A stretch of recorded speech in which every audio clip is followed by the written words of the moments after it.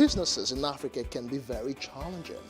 In Nigeria, it is particularly intimidating, and successful builders have learned how to navigate a hostile environment to unlock opportunities. But one major challenge businesses face is how to filter through the noise and identify where their ideal customers exist.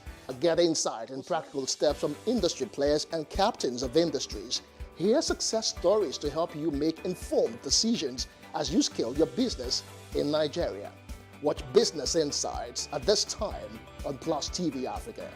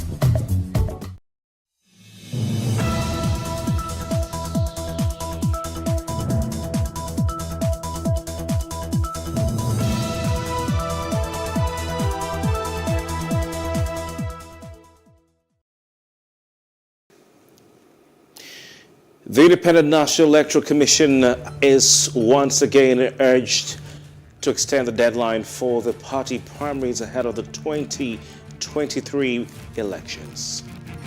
And over 20 aspirants remain in the All Progressives Congress as several others step down due to several reasons, including Section 84, subsection 12, which says that public officers must resign before taking part in a party's primary. You're welcome to Plus Politics, and I'm Kofi Bartels.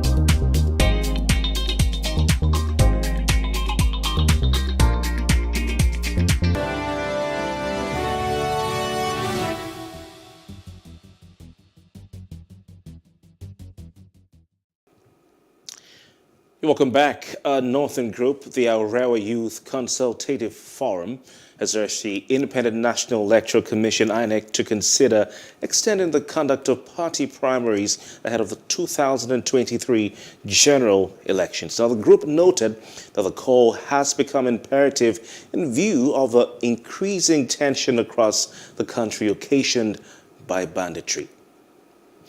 Also, they're citing the Academic Staff Union of Universities, ASU strike, and other issues as responsible for their call. Now, INEC provided for parties to conduct their primaries for the nomination of candidates from April 5 to June 3, 2022. It's just around the corner. Also, a human rights organization under the aegis of the Center for Transparency Advocacy has raised concern over the request by the Inter-Party Advisory Council, otherwise known as IPAC, to shift the deadline for political parties to conduct their primaries. They described it as misplaced. Now, IPAC had earlier asked INEC to extend the deadline for the commission. The commission had given to political parties. And of course, like I said, it's just around the corner. Now, what are the pros and cons of call for INEC to extend that deadline? We have joining us, I'm glad to say, tonight on Plus Politics, Chike Chude. He's a political analyst. And we have Ifedayo Yanuura, who is a political analyst. Gentlemen, thank you for joining us on Plus Politics. It's a pleasure to be with you.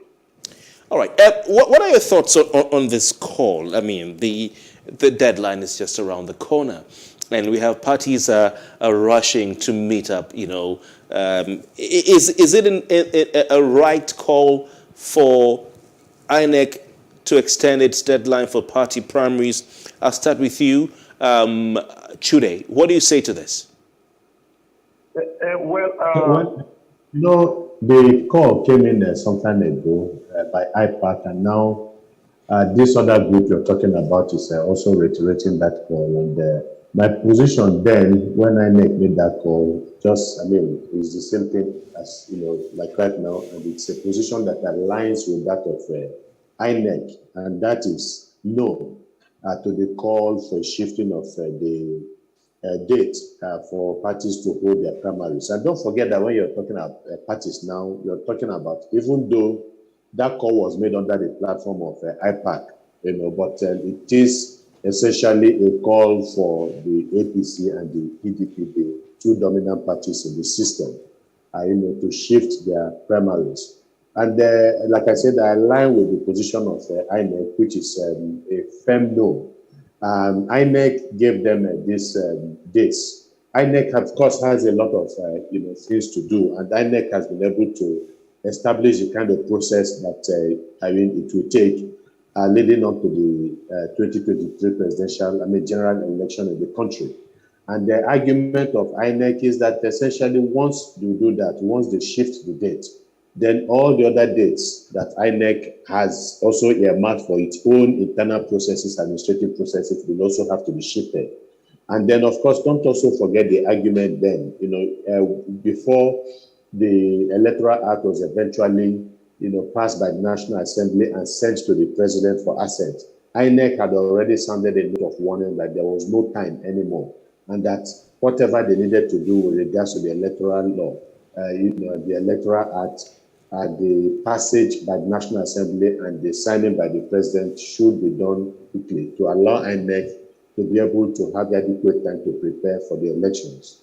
And so INEC is saying that once they are able to shift the date for these primaries, every other thing that INEC has to do will also be shifted, and that they do not have time on their side. And actually, the election is just some months down the corner. And I agree with them absolutely. Look, the politicians knew this date. They knew the date before now, and then they needed to get their house in order. And even the excuse they are giving is laughable, that they have a lot of internal issues, internal crises that they want to be able to put in order before their primaries. And it is not the responsibility or the business of INEC to give them time to sort out their internal issues. They've always had internal issues. Look at after the 2015, the 2019 election, for instance, there was crisis, the post-election crisis within the APC and within the PDP, and they set up various reconciliation committees to go around the country to resolve their differences. If they were not able to resolve these differences from 2019 till the present time, are they asking INEC to give them one more month to be able to do that, something that they have not done in over 3 years? So it doesn't make sense, and I do not think that INEC has any business accommodating the foibles of the politicians. All right, I'll come over to you, Ifedayo Iyanirua. Are you on the same page with these groups calling for INEC to extend its deadline for parties to conduct and conclude their primaries and internal processes? Well, I think what we should be more concerned about is the position of law that is in line with the 2022 Electoral Act, having repealed and reenact that of 2010. On this point, the section 84, subsection 1 of the said Electoral Act, it's so clear that section states that a political party nominates candidates for elections under this act shall hold primaries for aspirants to hold elective positions and shall be monitored by the commission. Then, section 82, subsection 1, also states that every registered political party shall give the commission at least 21 days notice, which of course many of these political parties abide strictly with. And I know to the best of my knowledge that they have done that already.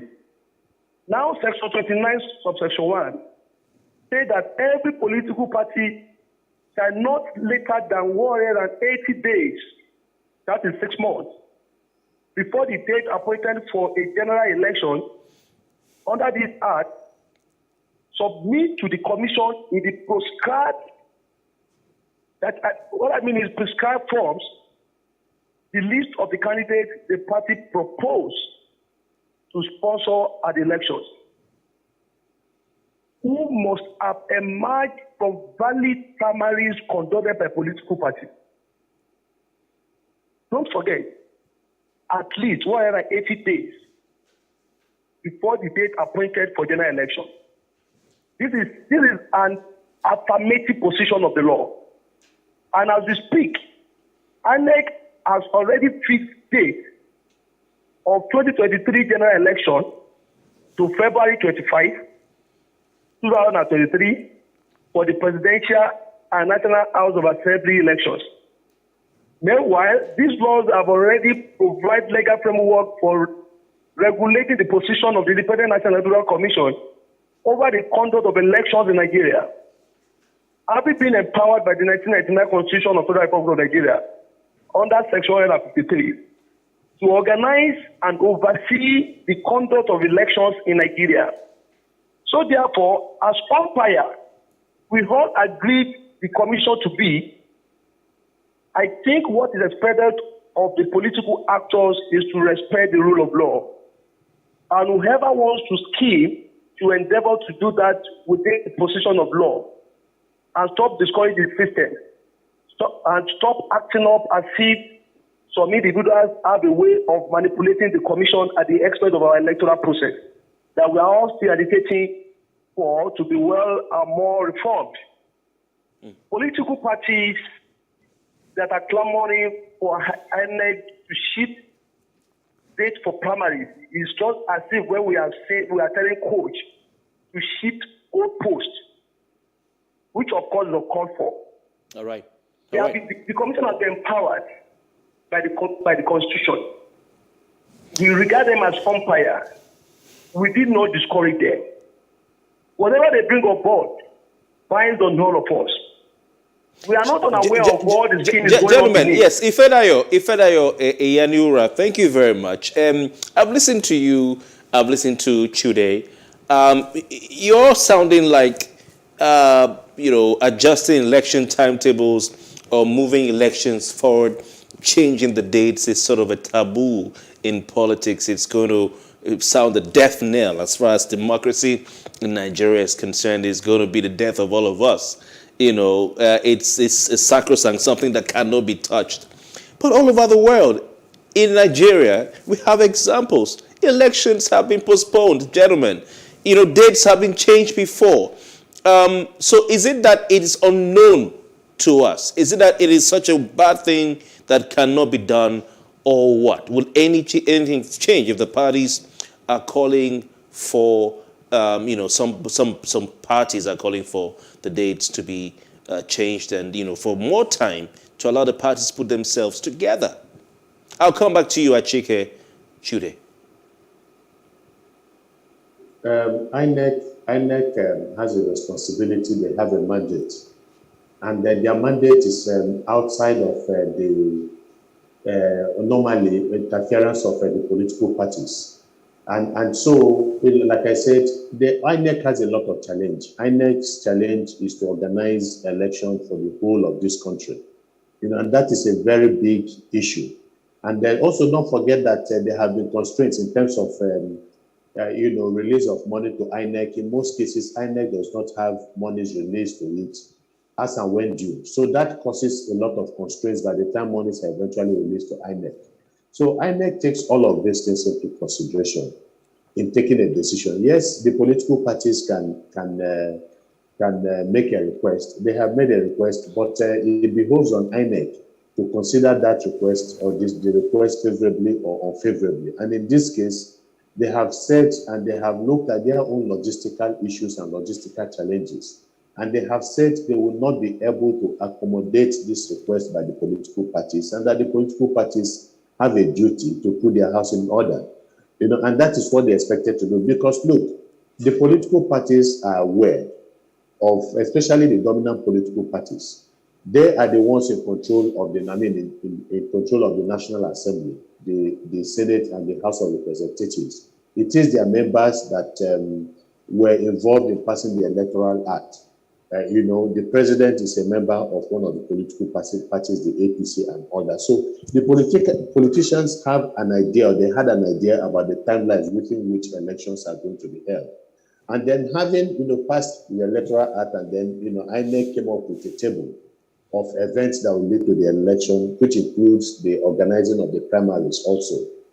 So it is only reasonable that the political parties from day one would have started the process to make sure that their houses are put in order so that they can organize their primaries in a way that is, in a fair, and transparent manner. And so they are now asking INEC to give them. And my argument is that they have had 3 years to, be able to put their house in order, to sort out some of the crises that emanated from the 2019 election. If they were not able to do that, why would one extra month given to them by INEC be enough for them? Look, the reality is that elections will hold. The reality is that the political parties will field candidates and will participate in the election. So they don't even need INEC to interfere by giving them extra time. They know what to do. And once they realize that there is no way that INEC is not going to give them that extra time, they will work within the time that they have to ensure that they organize their primaries properly.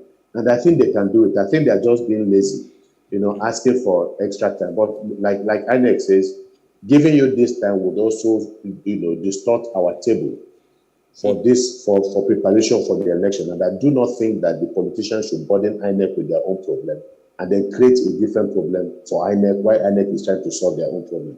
Yeah, Mr. Chude, I'll stay with you before I go back to Ifedayo. You're saying the parties have had enough time. You're saying they've had 3 years. But if we look at it, in actual fact, they've had only 3 months, March, April, May, and May is still on, 2.5 months. Have you not noticed or, sensed or noticed a sense of urgency and a hurry to try and get things done? Because there was really nothing happening while we were all waiting and, of course, canvassing that the Electoral Act should be passed, and when it was passed, should be signed by Mr. President. There was a lot of drama with that. You both are aware, gentlemen, of what that transpired with the President sending back an unsigned document to the National Assembly for deletion or omission of some sections. And INEC released its timetable and schedule of activities on February 26, 2022, sir. And if you look at the timetable, the notice of election is for February 28, 2022. The parties had done nothing at that point, gentlemen. Let's just go back in time. They had done nothing. We didn't even know who the aspirants were. They were not going around the country. They were not meeting delegates. They were not canvassing for anything.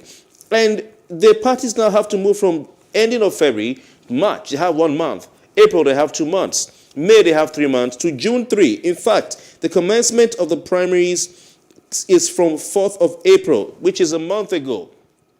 Everything seems to be in a hurry. You see, the issue is this. You have to remember the reasons the party gave to INEC. The major reason the parties gave to INEC, that propelled them asking INEC for extension to give them, extra time or extra month or whatever it is to be able to put their house in order. That is the reason. To put their house in order, that they have some divisions, there are so many things that they need to do to settle their internal issues. The internal issues are not the creation of INEC. INEC has no business with that. And like I'm saying, look, INEC can as well ask for extra time. But then INEC, there's a mandate, INEC has a mandate to conduct elections as specified by the Constitution. So regardless of when INEC, the Electoral Act was signed by the President, INEC will have to begin from that period to make preparations for the election. INEC could as well have said, the events leading to the signing of the Electoral Act delayed the whole process and all that. So where the Electoral Act was not passed on time, and we need an extra 6 months to be able to organize an election beyond the time given to them by the Constitution. So why INEC is not giving that excuse? Why would the parties also give an excuse? Because INEC is not only the political parties that are working against them. INEC is also working against them, and they are not giving any excuses. They are not asking for extension. So this is what I'm trying to say. And besides, the political parties have structures, and that these issues, whatever issues they want to resolve within themselves, are issues that have been there since 2019. They had a duty, and immediately after the election, they got to work, setting up committees to go around, national reconciliation committees and all that, go around the country to try and reconcile their problems. The problems are not reconciled up to this moment from what they are saying, and they're asking INEC to give them perhaps an extra 2 weeks, an extra, 1 month or 2 months to be able to reconcile this. What they have not been able to do all this while, in all of 3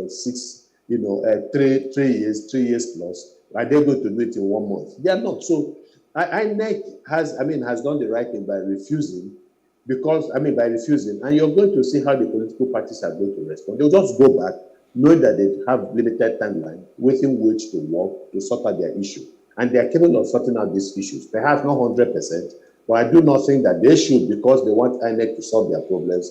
In the process, INEC creates a problem for itself, which they'll be held responsible for by Nigerians if they have certain challenges that Nigerians no longer expect from them. All right, I'll come back to you, Ifedayo Iyaneura. Your counterpart in the program tonight has said, the parties have had ample time with which to put their house in order. Do you agree with him? Let's also consider the fact that the controversial sections of the Electoral Act are still the subject of a court processes. In fact, I'm sure you're aware that, of course, the appeal court set aside the judgment on Section 84, subsection 12, 6 days ago. And we have the Supreme Court, also setting a date to hear appeals on this particular Electoral Act. Is still in court. Have the parties had ample time from when this was signed by the president to when INEC released its timetable on February 26 to be able to conclude it by June 3? Ifedayo Iyaneura. Well, let me say clearly, to the best of my knowledge, many of these political parties have already notified INEC for their party primaries. Some fixed late May, while some fixed early June 1st to be precise. But you see, what we're seeing at the moment is strictly politics, game of politics, the intricate aspect of it. There are some political actors somewhere already instigated, because let me tell you straight, IPAC is a conglomeration of 4 registered political parties. And it's a major stakeholder with INEC. It serves as intermediary between the commission and the other registered political parties. through the body executive members. Now, because of the relationship between the IPAC and INEC, I must tell you expressly that there are some political actors somewhere wanted to hide under the opportunity of the relationship between the IPAC and INEC to now be sending IPAC to INEC to shift this post. Because I am telling you expressly that many of these political parties have already notified INEC for their party primaries respectively. And let me tell you what is playing out. Many of these actors in their respective states, especially the governors, they have promised so many people with just one ticket. You will see a governor that promised about 10 people the electoral ticket of a certain district. You will see a governor that has already promised about 10 people to be his successor in office. Now, this new electoral hard has put this kind of cantankerous politicians to corner. They are in disarray, they are confused. And the only way out now is to have enough time so that they can perfect their scheming. So how would they go about this? Is to get on INEC to shift posts. There is no how they can speak to INEC from their house. That is why they are trying to look out for a better avenue to reach out to INEC. And I must tell you that a better avenue to reach is this IPAC. Because INEC recognizes IPAC as a major stakeholder. So and the commission never toy with their position on issues, especially anything related to electoral process. You've talked about IPAC, okay, but we also have the Arewa Youth Consultative Forum. Now they are citing insecurity in the northern part of the country, increasing tension across the country occasioned by banditry and ASU strike, amongst others. How about that? That is not an excuse. The last Anambra governorship election, there was crisis back to back. Before the election, there have been series of threats, right, of the properties, yet election took place there.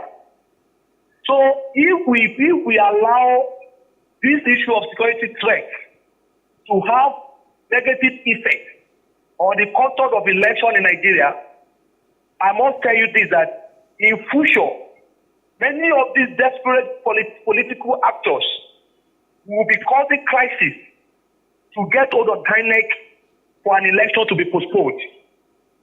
So we should not see that as an excuse. At the moment now, we know the situation we find ourselves in, the issue of insecurity. Okay. And that notwithstanding, elections were being conducted. No government election was conducted in FCT. Election was conducted in Anambra State. We all knew how threats were coming out from different corners prior to Anambra State governorship election. Yet, election was conducted there. Ifedayo, Iyaniwura, we have to leave it at that. I want to thank you very much. Ifedayo Iyaniwura is a political analyst, and Achike Chude is also a political analyst. Gentlemen, we've had a very interesting time with you on Plus Politics tonight. Thank you for your time. Hope to have you sometime soon. Thank you very much. Thank you. Thank you. We'll take a short break now, and when we return, we discuss the remaining All Progressives Congress presidential aspirants, as several have stepped down. We'll be right back.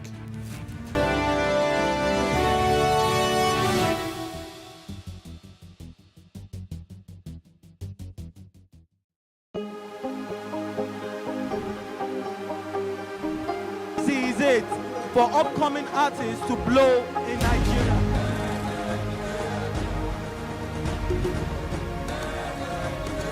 Welcome to Plus Trending.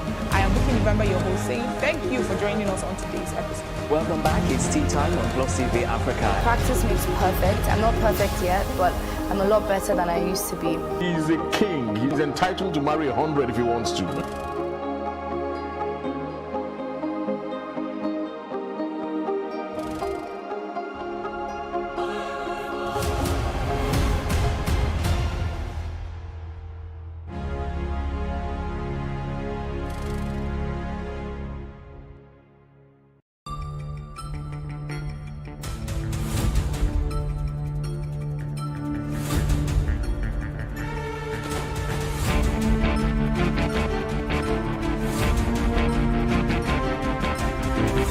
see, the greatest robbery of this election, Marianne, is the fact that it has been, because of the misrule of President Muhammadu Buhari, it has become an ethnic issue rather than an economic issue, rather than an issue of saving our education sector, rather than the insecurity in the Northeast and in all parts of the North.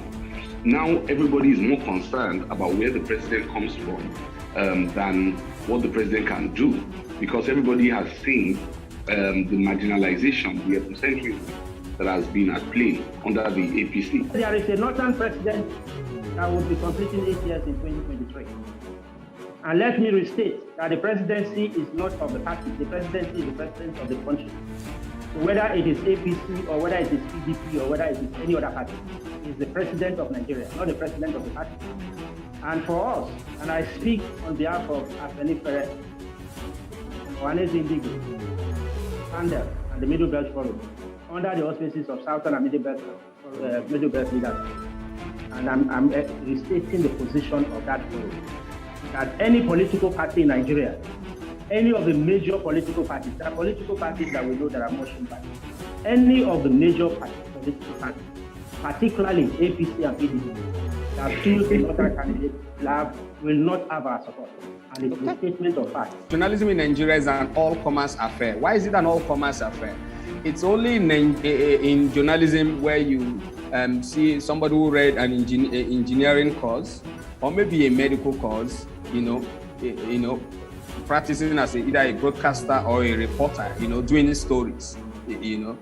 Somebody who probably read psychology in school, So there is the lack of, what should I say, standardization, So all of these things, pose a very serious challenge, in terms of staying on stories and following up on stories. The Southeast governors, led by the governor of Ebonyi State, has to really sit down again to redefine what they established as the Eastern Security Network.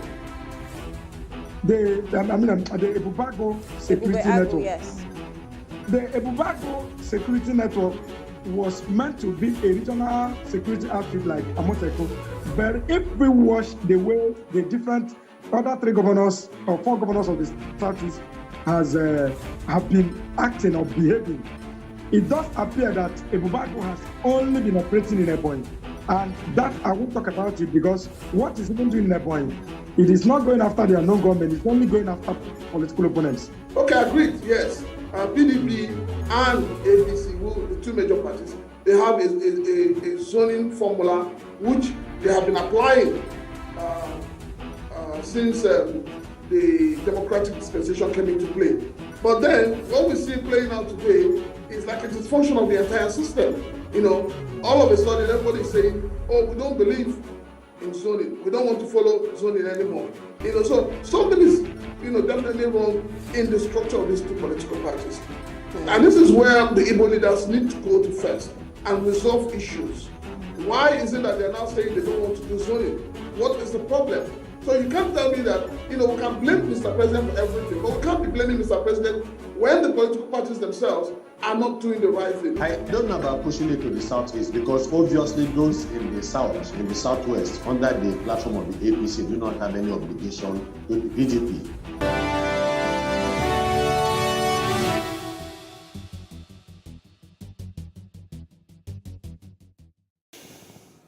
Welcome back. You're still watching Plus Politics. Over 20 presidential aspirants will contest the presidential tickets of the ruling All Progressives Congress APC and will slug it out at the party's presidential primary slated for May 30. Now, several of them stepped down when Mr. President Muhammadu Buhari insisted that any public office holder who wanted to run for the office of the president on the platform of the party had to resign. Now, some of the aspirants who are still in the race include Senator Bola Ahmed Tinubu, former governor of Lagos State, Vice President Yemi Osinbajo, and former Transportation Minister, he has since resigned, Rotimi Amechi, and also former Niger Delta Affairs Minister, Senator Godswill Akpabio, has also resigned, is in the race. Former Minister of Science and Technology and Innovation, former Ogun State Governor, Senator Ibikunle Amosun, and others are now joining us to discuss these aspirants is Ehiwe Samuel He is a lawyer. Samuel, good evening to you, and thank you for your time. Good evening. Thank you for having me. All right, here. I was telling you, off the air that you look like one of those running. Everybody's running. Interesting, interesting. What are your thoughts on the president's stance? I mean, when the whole talk about the Electoral Act and the provisions and clauses that should be there or not be there, especially that regarding or requiring public office holders those appointed to resign. Some people had said it wasn't really even about the law, that before now, politicians, governors and presidents had requested their appointees to step down if they were interested in elections. I mean, in Rivers State and some other states, governors like Wike and Co. had a habit of the tradition of telling their aspirants who are appointees in his cabinet to resign. We've seen that at the presidential level as well. Looking at what Mr. President has said, do you think that that furore, the uproar and the whole drama regarding the controversial section of the Electoral Act was necessary? Do you think it was necessary? Okay, thank you very much for that. So maybe we'll just take a foray into history. Now, just like you said, it's not new, all right? And we've seen governors who ask political appointees who have the intention to go for political offices to resign. And the rationale behind that is really the fact that if you're pursuing a political office, you won't have that span of attention for the office you have been appointed to preside over. So, for example, you are a minister of transportation and you're running for president. Running for president takes a whole lot.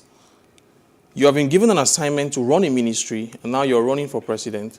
You'll be distracted. So the philosophy behind resigning is very good. Now, previously, 30 days to the general election, political office holders who intend to contest for elections are required to resign.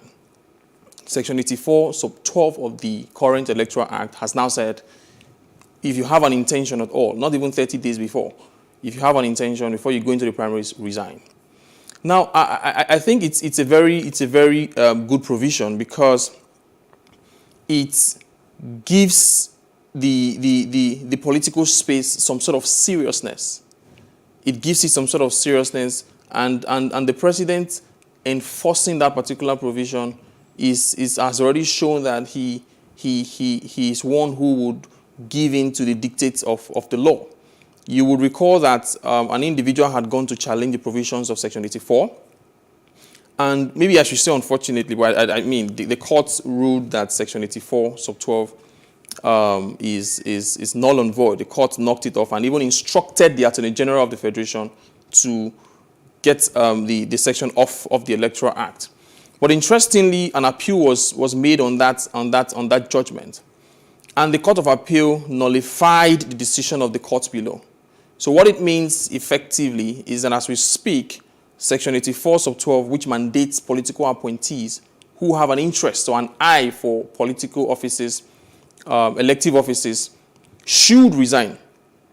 And going by that dictate, the president has directed or ordered the ministers who want to go for presidency, and in fact, ministers who are going for any political office at all, to resign. And I think that's the best thing to do, basically. And I will commend the president for that. But the president, Muhammad Buhari, and indeed the Attorney General of the Federation and Minister of Justice, Abuba Malami, SAN, had taken the National Assembly before the Supreme Court over this Section 84, sub 12, like you mentioned of the Electoral Act 2022, the section which bars political appointees, like Malami himself, from seeking elective public office. I mean, what do you say to this? The fact that this is before the Supreme Court and the case was adjourned till Thursday. Great. So the president, when he was signing the Electoral Act, you will recall, made reservations, made comments on Section 84, sub 12. So his proposition was that the section itself shouldn't have been there in the first place. And it was on that premise that he himself and the Attorney General of the Federation had challenged that decision. So the one you referred to at the Supreme Court. Now, the president having reservations about Section 84 and still going ahead to direct ministers to resign just shows you the fact that the president will abide by the provision of the law as it is, not as he wants it to be. So as it stands, even though the president's preference of having Section 84 sub 12 struck out, even though that's his preference, but as we speak currently, the position is that Section 84 sub 12 remains. And the president, I believe as a Democrat, is bound to obey the provisions of the law as it currently stands. So if the Supreme Court hears the president's case and decides that Section 84 sub 12 should not be there in the first place, then the president can say, you know what, this is now the position of the law. So ministers that I have, you can continue without resigning. Yeah. But as it stands now, the president's preference, going by what he said when he signed the act, when he signed the bill into law, is that Section 84 sub 12 shouldn't be there. The Court of Appeal has said Section 84 sub 12 should remain there. And it's on the back of that the president went ahead to say, you know what, ministers resign. So he obeys the law, not just the way he thinks it should be, but the way it is, as at the particular point in time he's taking that decision. You're saying the president has ordered his appointees who want to be president to step down, be in deference, or rather in obedience to the Electoral Act 2022. Exactly. All right.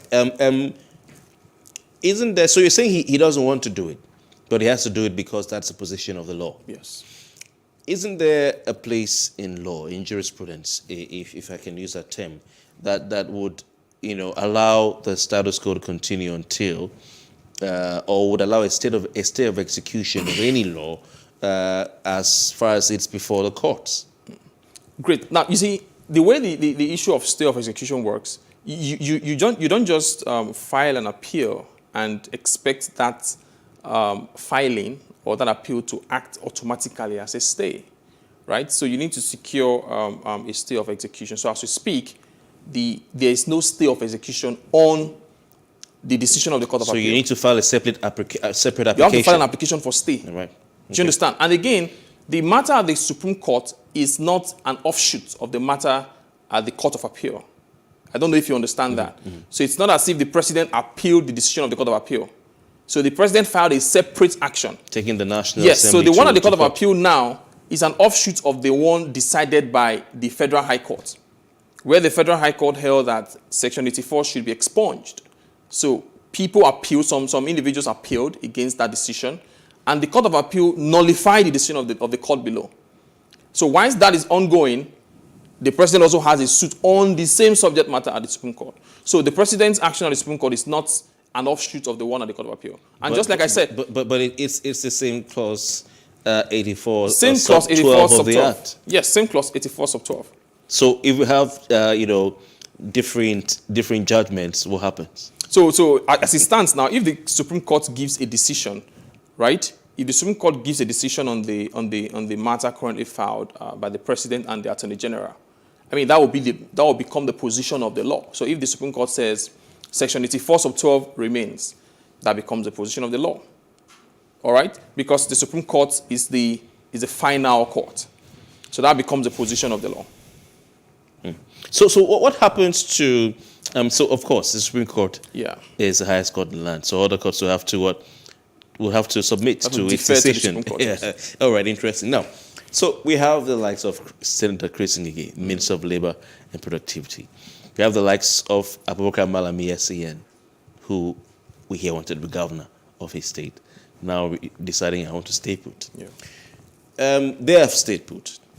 We have the likes of Rotimi Amechi, who have resigned. If the Supreme Court rules in favor of Malami and Buhari, as far as section or clause 84 sub 12 is concerned, what happens to the likes of Amechi? Can they be recalled?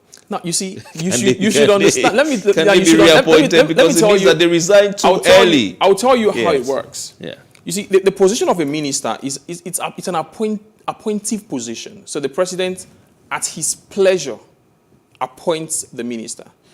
And it's a matter of policy for the president. The president can as well say, you know what, even if there was no Section 84 sub 12, he can say, if you have any political intention I don't want you to be here 100 days before the election primary. So he can tell you, if you know you are not seeing any political ambition 1 year before the election, just go. Because he appointed them, he can dismiss them. This is his personal It's choice. at his prerogative. Exactly. So, irrespective of the law. so he can, irrespective of the law, if I appoint you, let's say as a special assistant, and I believe the job I have given you, you're beginning to do something that will interrupt your concentration on that job, I can ask you to go. So, for example, the president has asked a minister to oversee transportation, and the minister is now busy with other things, pursuing his own personal ambition. The president will definitely feel that this man is not going to be serious with the job I've given him. So, you know what? Instead of being distracted, you can go. That's not even an issue of Section 84 sub 12. It's at the prerogative. So if the Supreme Court tomorrow says Section 84 sub 12 remains, it's not a ground for the president to say, you know what, don't resign anymore. Because even without Section 84 sub 12, the president could have still asked those who have political ambitions to resign, because he appointed them, and he can tell them to go at any time. So if the president says, if the Supreme Court gives him and Malami what they want, I asked you to go because of the law as it stood at the time. Now the Supreme Court has come to a rescue.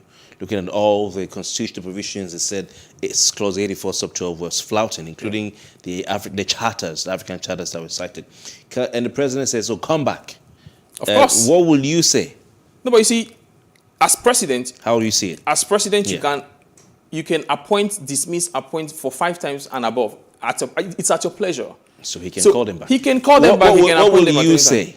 So for me, what I would advise is, and like I said before, it's a good policy to ask those who have political elective positions, political intentions, to resign. And it's just because even in the private sector, if you are a director in a company and you want to contest for the House of Assembly, what it definitely means is that you will not put so much attention on your desk, your job. So what the company will do is either grant you a leave of absence or tell you to resign. You can't be pursuing House of Assembly election and be a director in a very serious-minded company. So the same thing, government or governance is serious business. You can't head an agency and you're running for governorship. You'll be distracted because to contest for governorship, you have to meet with the delegates. That means you won't be at your duty post. All right. All right. I mean, some of the ministers or the political appointees in the Buhari administration who have taken a step back, and rested their ambitions for now. Of course, the big one we have Abubakar Malami Esse and the AGF. Apart from him, you have the likes of Minister of State for Petroleum Resources, Chief Timipre Silva. Yeah. We have Minister of Women Affairs, Mrs. Pauline Tallinn, who all pulled out of the race. Some people have said that these individuals, of course, I can't forget the likes of Senator Chris Ngige, Minister of Labor and Productivity. Now, some people have said that these ministers who initially were nursing presidential ambitions or governorship ambitions or whatever ambitions in the 2023 elections are imposters and should not be allowed to continue in their positions. So what do you say to this? So, well, people have their personal opinions. So whether or not people feel they're imposters, I really can't tell. All right. So people have different reasons for declaring intentions to contest for anything. So we made a joke of me. You were asking whether or not I have collected my form or declared for presidency. I can wake up tomorrow and say, you know what, I want to be president. Print posters, e-flyers, post it everywhere just to gain that clout and popularity. Whereas within me, I know I really do not have the intention to do that. But that intention is really within me, so I can't tell. So if the Minister of Labor, Senator Chris Ngige, if he didn't have it in mind, or he didn't have it seriously in his mind to contest in the first place, I mean that's within his own prerogative to know. I can't say really for a fact that Mr. Ngige was just trying to prove. But very quickly, let's look at what Femi Falana, human rights activist and lawyer, is saying. He's saying that the likes of Malami and Ngige have exposed the country to what they called ridicule with their U-turn. and he's saying that after participating in a farewell meeting, they had a farewell meeting for them, that the two ministers should not be allowed to return to the cabinet to function as ministers. Okay, so you see, what Leonard Silk was saying basically is that, if you are appointing a minister, it has to go through the approval of the Senate, right? So if a minister resigns effectively, so we don't know what played out around that resignation, right? So whether or not they actually tendered their resignation letter, we did not see any letter. All right, so if in effect they tendered their resignation letter, and I think a professor wrote a counter to what Leonard Silk, Mr. Falana said. So for me, if the ministers wrote a letter of resignation and effectively resigned, before they can get back their position, they need Senate confirmation. All right. And that's the point. And that's the point Mr. Falana was trying to make. Okay. But if they did not effectively resign, they only had the intention to resign, because all we see are the things we see on the screen.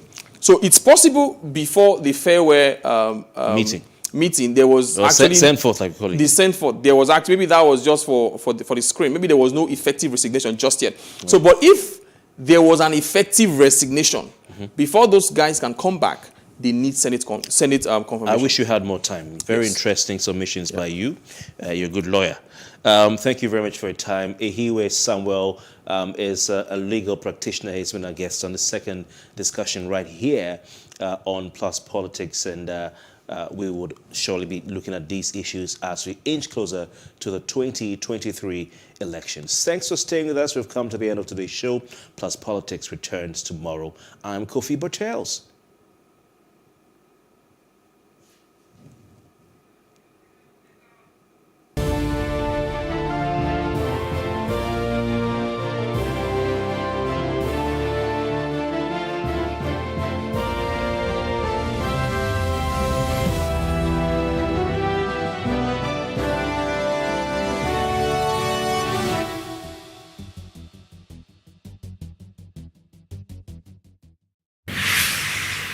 So what are the top decisions that the United States considers necessary that Nigeria must take? I like to think of my interactions as conversations, not interviews. And that's why I say asking questions is both an art and a science. Everyone says in Islam you are allowed to have 4 wives. Is it mandatory? The right question enables answers that educate, inform, clarify, and help you, the viewer, to better understand the issue before making up your mind. Our goal is to reduce from 10 to 2 days the time it takes to register businesses in Nigeria. Join me every week on this station, Plus TV Africa, and gain exclusive access to my conversations. I'm Angela Ajetumobi. Everybody wants new Nigeria. Nobody wants to continue with this rusted system that is not working for anybody except those who are in government and their cronies and people around them. And when you go to the New Nigeria People's Party, we are happy with the New Nigeria, and we are happy with New Nigeria People's Party. And you see, we are not only looking for party with the majority of people, we are looking for party that has a potential of receiving people who are of like minds. The party is very much concerned about the security in this country. Security is key. In fact, in the past, we were taking security for granted because we believe that every responsible government, not only in Nigeria, but across the country, will ensure the security of lives and properties. Unfortunately, we find ourselves in this country that the government in power cannot really say that they have done that. We have seen what happened just recently from here to Kaduna, where the train was attacked. So many people were killed, some were being injured, Many people who are being taken into the bush, as we are speaking now, they are there with the bandits. Only God knows what is happening to them. We have seen young men and women, especially the young doctor that we have seen being killed, and we have seen the dead body and so on. It's very unfortunate. And we are not after the statistics of who was killed, who was not killed. What we are interested in is for the government to go and fish out those bandits and terrorists that are killing innocent Nigerians. Yes, I was trying to harp on these assurances that these people came up with. They went every corner, every nook, assuring Nigerians that they were the only ones with the capacity. And the person of Mr. President is the best thing after Jesus Christ that will happen to Nigeria. And all Nigeria needed to have all its problems fixed was to get that man in power. Today, even his own party patrons, like we have listened recently from Governor El-Rufai, Rotimi Amechi, and very many who have come sincerely to admit that there's failure in administration, that there is gross incapacity. But it didn't take us that long for us to know. The first 3 months, in fact, before he resumed office, we knew that they were foisting on Nigeria a person who is devoid of integrity. You see, it is easier for a court to say IPOB is a terrorist group because it is an association that is defined by objectives, and there are leadership, there are structure. You can easily define them as a group. So when you now classify such an organization, then anyone that associates with that organization can be said to be either be a member or aiding or abetting the advancement of such cause. Now, these guys are not structured. They don't go about under any name. They are just a bunch of criminals belonging to different camps and different groups that are operating under no name. Unlike JJN, that's the Jamaatul Nasser Islamic, whatever, that's the Boko Haram, and the ISIS in the Islamic West African province. Those are groups that are defined by name and objectives. But these ones are a bunch of criminals. The two major political parties are playing political games. One is watching the other and seeing the direction where the other is going before coming up with their own plan. What is clear is that both parties are in a state. The clamor, for power to shift to the south within the APC. And I'm sure that clamor is not being ignored. That informs the choice of the chairman coming from North Central to make it possible or a reality that power will shift to the south. Now the question is, which part of the south? Southeast, southwest, or south-south? That's a different issue completely. And I'm sure that is what will be resolved at the National Convention or through consensus has been speculated by some within the party. So whatever it happens, whether it's through convention or election or through selection or through consensus arrangement, what is certain in APC is that the candidate will come from the south.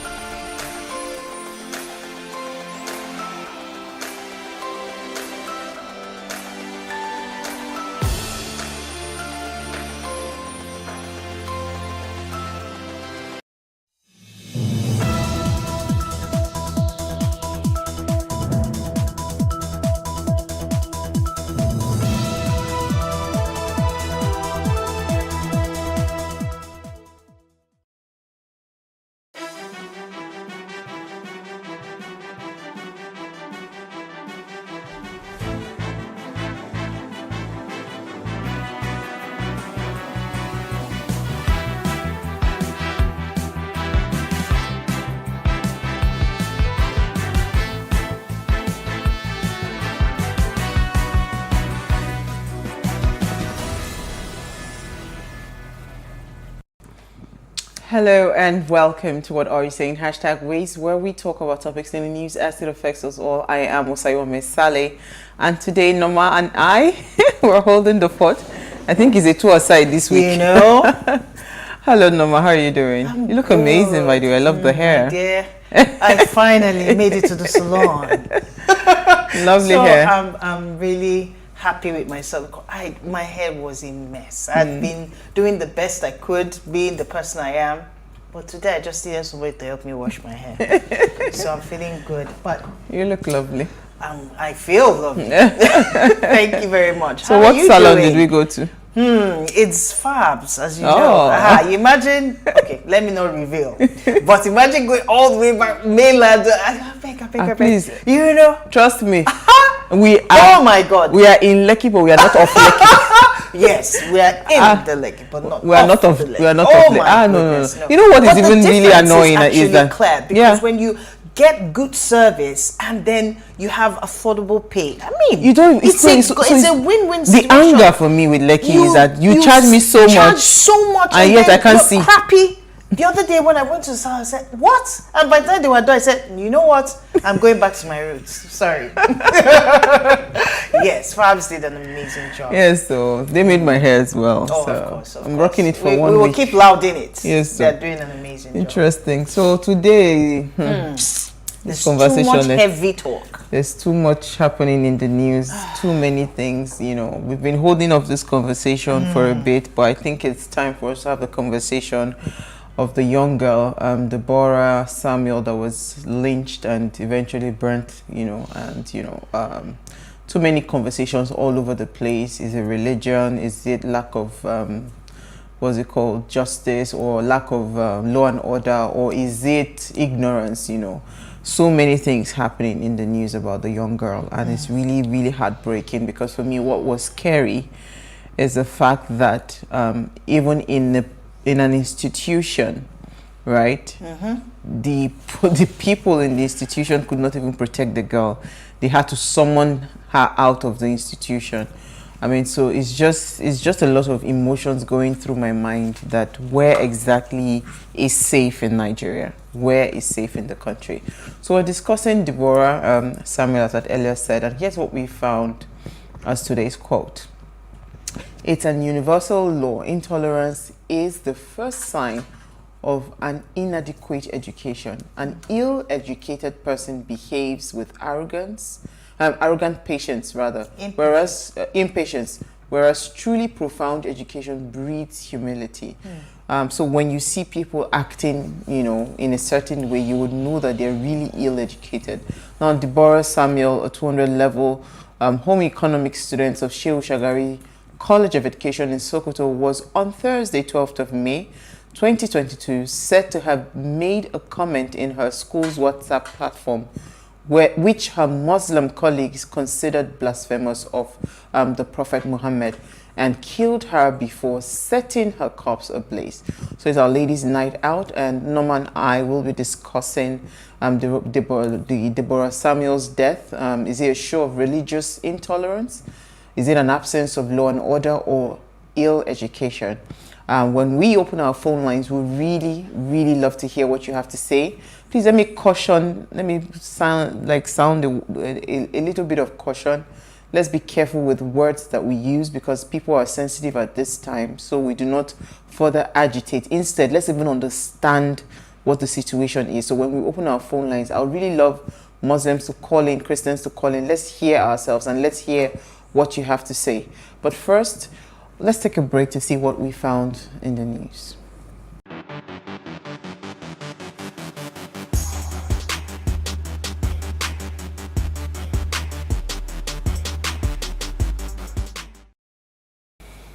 You're still watching Ways Now. International Day Against Homophobia, Biophobia and Transphobia is observed on May 17th and aims to coordinate international events that raise awareness of the LGBT rights violations and stimulate interest in LGBT rights works worldwide.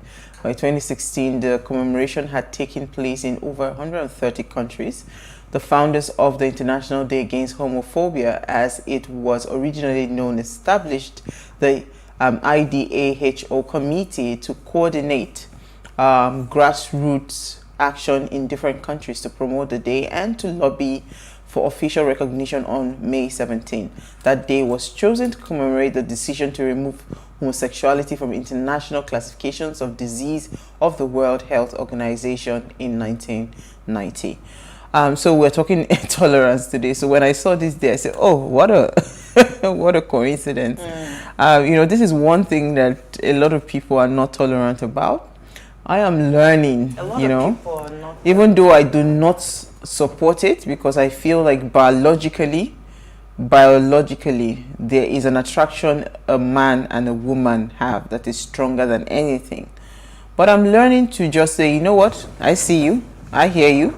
You know, and I respect your decision. You know, that's tolerance, right? Absolutely. And you know, you can only understand tolerance from a point of love. You know, you love people regardless. I mean, we are not perfect human beings, but I love you, I see, and that doesn't mean I need to bring you into my space. I can love you from afar, can just keep you at bay and respect your decisions, right? That's it. And I think that's how we should translate tolerance across everything. I don't know. Understanding is key. I mean, we're different people, different individuals, and when you understand how people's either culture or society background where they're raised up and how they end up becoming the people that they are, then you will understand what made them to make the decisions that they made in life. I may not be happy with the decisions that you have made, but I can understand you're coming from somewhere, and I can learn to tolerate you the same way as, because we're different in our different ways. So I think the world needs more than ever understanding, compassion, and love, you know, for fellow human beings, irrespective of the choices that they have made, even though we don't agree with them, because that's what makes us all different individuals all over the world. Absolutely. You know, it's so interesting. It's interesting how they say that he who has no sin should cast the first stone. People keep forgetting that no human being on earth is perfect, right? So the fact that somebody is, you know, at the point where the person seems like exposed and all of that, everybody knows what is going on, the shenanigans happening, does not mean that you, that nobody has seen or heard anything about, don't have your sins, right? It's interesting. It's interesting. The subject of homosexuality is still one that, you know, I keep wondering why, you know. But you see, I remember that when I was going to school as a young girl, I had a friend that had gone to an all-girls school. She was so particular about, because she was very close to me. She wanted me to come to her school and all of that. She wanted me to come to her school. It was a federal government girls' school and all of that. But because of the stories I had heard about lesbianism and all, I said, "Oh, Mom, I'm not going." I told my mother, I said never. You know, but I could tell that at that point she had already been initiated, because immediately she came back from boarding house, she was a bit different with me. She was a lot more touchy and all of that. But you see, if I was raised in a Buddhist shrine, I would be practicing Buddhism. If I was raised in an Hindu shrine, I would have been. So I mean, absolutely. So we do not own we do not own, or sorry, we do not have control over where we are, where we come from, our families that were raised in, and all of that. But what we do have control over as humans is when we get to the realization, the choices that we now begin to take choices after, intentionally. That's what you have the control over. You can intentionally say that, yes, I might be this, but this is what I want to do going forward, right? So I think, you know, that would really help people, you know, to some extent. All right, so we do not really have nice stories in the news today, unfortunately, but we will try to just make the best. So what did you find for us? Unfortunately, I have to go first to bring the really sad news about the explosion that took place earlier today. Alleged explosion, whether it is because there are still speculations that it's still there's a lot of speculation around it, that there's still under investigation whether it's a bombing or an explosion, gas explosion, whatever it is. But at the end of the day, a lot of children were affected and many are feared dead in this explosion that took place in Kano. So the story has it that scores are feared dead following an explosion along the Koch Road in Sabon Geri, Kano State today. The explosion occurred near a private secondary school, Winners School, and destroyed the residential building and an affected part of the school. So the explosion occurred this morning, and some of the visuals that were totally disturbing on social media, we had incidents of school children crying for help. Some of the parents were seen running and rushing up and down trying to rescue their children. A lot of them were injured. They had blood all over them. Some of them were stranded, you know, and they were still expecting responders on the scene.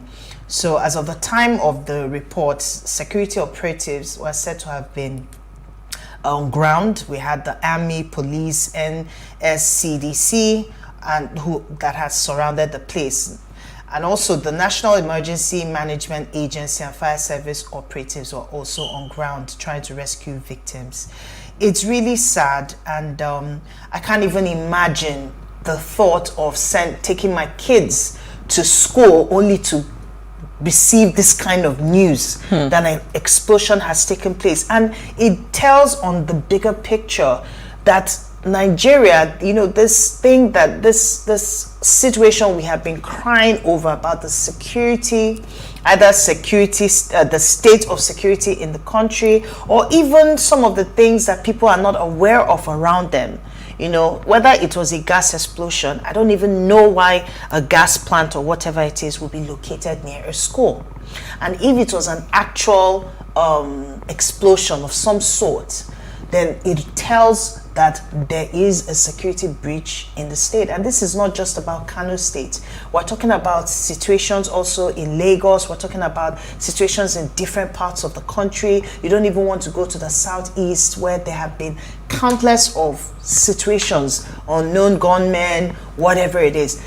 This all boils down to the fact that there is a critical problem on ground that we need either the state government or the federal government to plug into and begin to seek ways of resolving this matter before it becomes way out of hand and uncontrollable. Well, the police commissioner, I think, for Kano State had come out to say, because a lot of speculations when this first happened. I remember my mom sending me the video. These days she takes permission first. She said, please, can I send you? That there are other very horrible ones, but she didn't want to send it. But she wanted to very gory details. Yeah, she wanted to take my permission. I said, Mommy, please don't send it, because I'm already depressed as I am. Do not even add to my, you know. So a lot of speculations was that it was a bomb blast, but the commissioner for police for Kano says that it is not a bomb blast. Samail Diko, he says that it is actually gas feed farm gas explosion. So let us believe that it's a gas explosion, and investigations are still ongoing. And I think the last time I checked, I read it was somewhere around 9 people that had died or something. So I don't know. And a lot of people were injured. I saw so many blood on the t-shirts of the children. The children were covered in blood.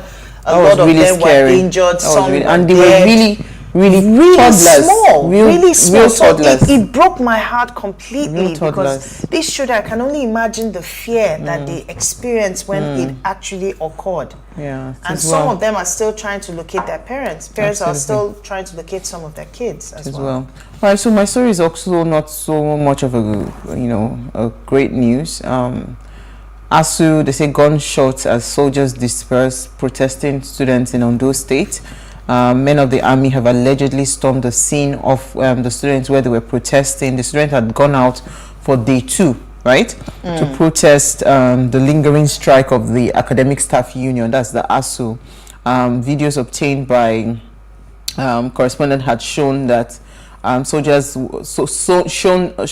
marching in their numbers with guns alongside a van, being driven after them, sporadically shooting in the air, and again just to disperse the students who had, blocked some major parts of the state, including the Biniore Expressway.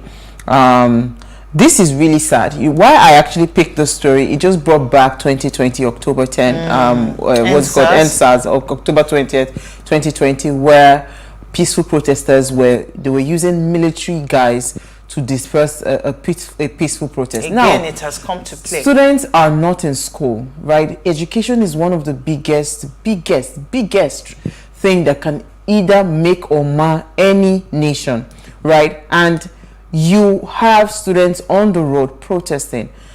Instead of you to sit down to try to resolve the issue as a government, you're sending military guys, men of the Nigerian army.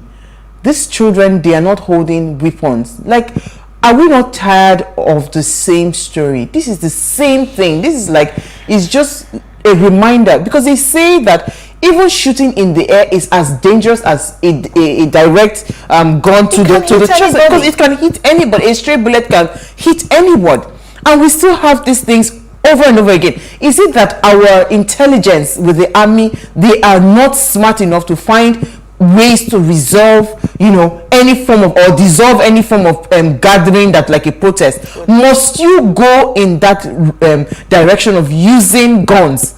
It does not make any sense to me. We've lost lives as a result of things like this, and a repetition. It means that no lesson was learnt from the NSAS protest. It means that it's going to be business as usual. It means that people do not have the right to say, you know what, we are tired of the status quo of things. Does this mean, does it not mean anything to the government to see what it is that you're doing to this nation? I'm not even sure if that conversation has been had. What are the lessons that we're taking away from situations around, as in what can we do better? Because it would take a government who is forward thinking, who wants to make change, and who wants to be able to see that change come to pass, to be able to take that step back and review. How are we doing? What are the things that we're doing well? Some of the things we've implemented, how well have we done? What can we do better? It's a government that is thinking in that direction. Unfortunately, we haven't seen it in the actions that have been taken so far. So all we continue to see is a repetition of what has happened before, where we still have, military personnel. I just don't want to believe that they don't have intelligent people in the military that cannot find a more less harmful way to disperse any protest or something. Why would you always go back to shooting in the air? It is not. It's a no-no conversation until something is done with regards to sitting down and taking a look. We may not be able to see those changes that are necessary, because it's people who are thinking that the people that they're serving really matter, that will be able to take that step back. And I'm hoping that at some point that this will be done, whether in the near future or even now, because it's really becoming something that can cause even more chaos before we know it. All right, so we'll take a break now. When we come back from the break, we want to discuss Deborah Samuel's death, and let's just analyze and see how we can make sense of all of this. Stay with us. We'll be right back.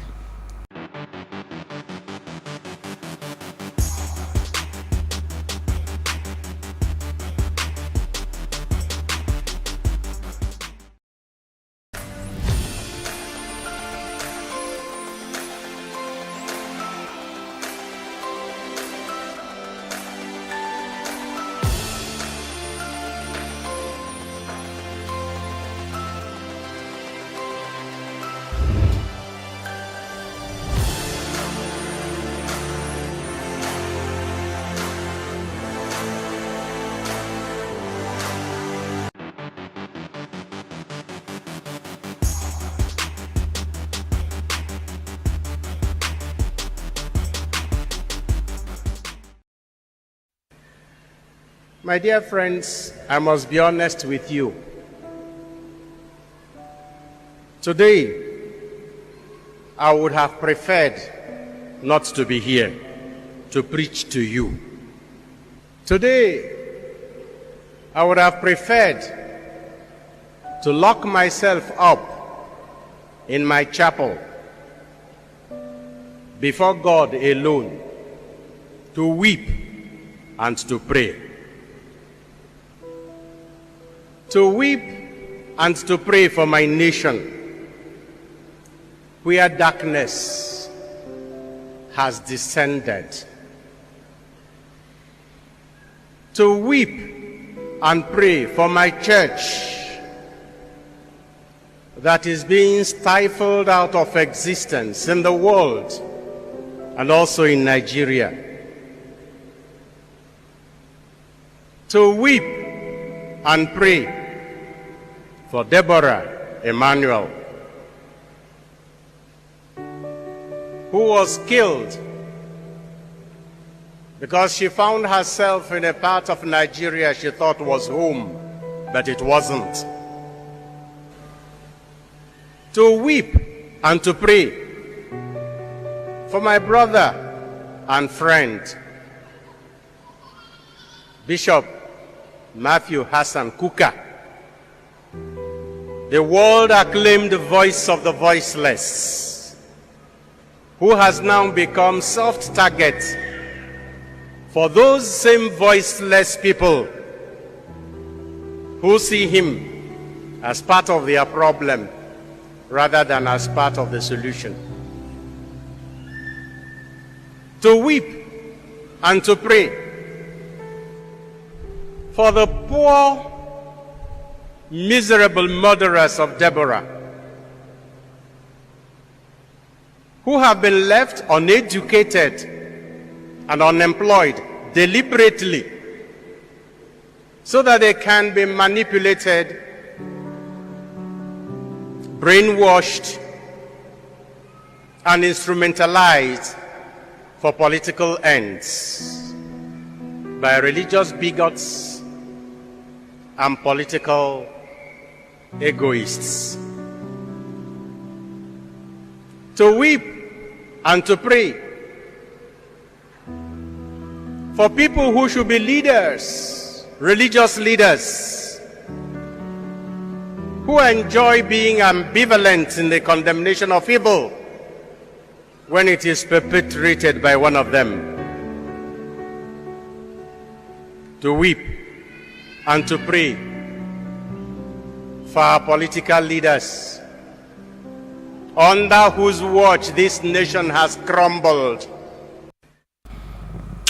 Thanks for staying with us. Now, the Catholic Bishop of Nsukka Diocese, Enugu State, Bishop Godfrey Igwebuike Ona, had accused the President Muhammadu Buhari's administration of deliberately crumbling Nigeria. Ona, who was reacting to the gruesome murder of the student of Shehu Shagari College of Education, Sokoto State, over the alleged blasphemy of Prophet Muhammad, lamented how violence, corruption, and other vices have become culture and tradition in this part of the world. The clergyman, who is angered by the realities in the country, expressed sadness over attacks on the Bishop of Sokoto Diocese, Bishop Matthew Kuka, residence, right? Daily Post recalls that Kuka's house was reportedly attacked a few days ago following protests launched in parts of Sokoto State by some Muslims over the arrest of suspected killers of the 200-level students. The senseless killing of this young girl triggers a lot of questions to where we are as citizens of the world. Was this barbaric act a show of religious intolerance, an absence of law and order, or ill education like he alleged? Please, let's hear what you have to say. Remember, you can join the conversation. Send us an SMS or WhatsApp to 081-803-84663. You can also tweet at us at Wayshow Africa 1 with the hashtag Wayshow. Okay, so Norma, I am particularly not in a happy place today, because I don't even know where to start the conversation from. But I wouldn't know maybe if things have changed so bad from when I was growing up, because when it comes to, let's take it piece by piece, religious intolerance, I never understood what that word meant until maybe much later in life, because I could go into a mosque, literally. I would do the ablution with my neighbors that were Muslims. They would teach me how to do the prayers, you know. And they would come, would sing the songs together. But everybody understood that you were Muslim, I was Christian, and yet we could still do all those things and go back peacefully to practicing our religion without being compromised in our faith, right? When it was Christmas, we would take food to them. When it was Salah, it was a must. You know, everybody would, I mean, Christmas, you see line up of, because like neighbors, like 14 neighbors, so they would line the coolers in big sizes, not even small sizes. So you were cooking with the mind that I am feeding not just my family, but the entire neighborhood. So people would come. So when I hear things about religious intolerance, I still cannot relate, right? I still can't relate. You know, I feel that a lot of things has gone wrong in this country. And the biggest challenge I see is that everybody is more focused on ambitions than actually the nation called Nigeria. That's what I think is the biggest problem, but I don't know about you. What are your thoughts on this?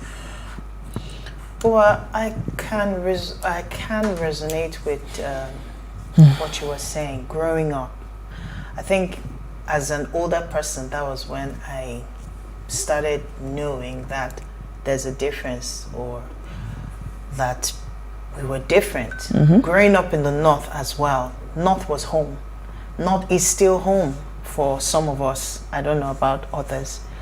But being in that position where I could meet people, I could, you know, communicate, I could relate without fear or any form of prejudice, was the ultimate experience as a Nigerian.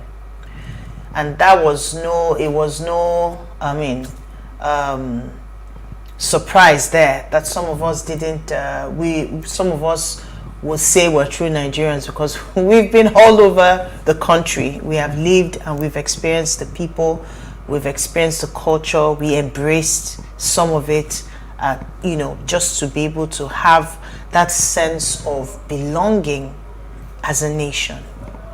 But when things like situations that we're seeing in the current state of our country show up, then you begin to wonder, is there really a country?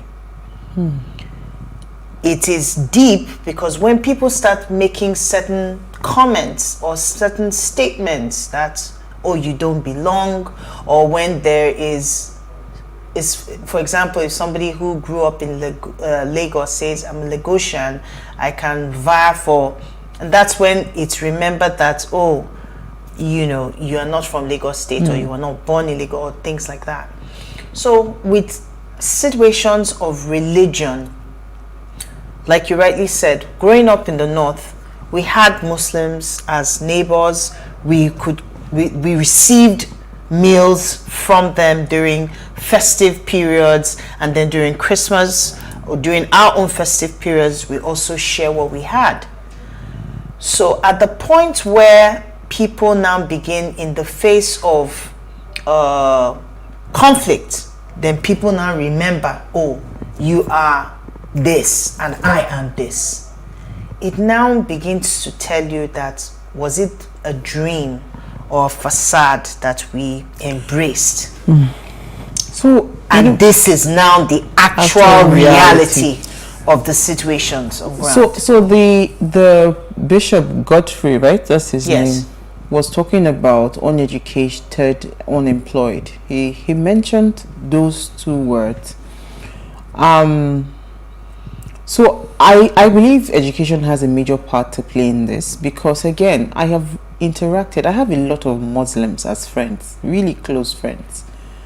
And you know, when we have conversations, you can't be afraid to say your mind around them. Because I believe that some of them have been exposed, they have that exposure, then they understand, right? So is you are not careful choosing your words. So is it possible that what we are seeing, with the death of this young girl, is a lack of education, is a major show of how ignorant a lot of people have become, that it is now almost to this point where you can actually decide that you want to fight a battle for God?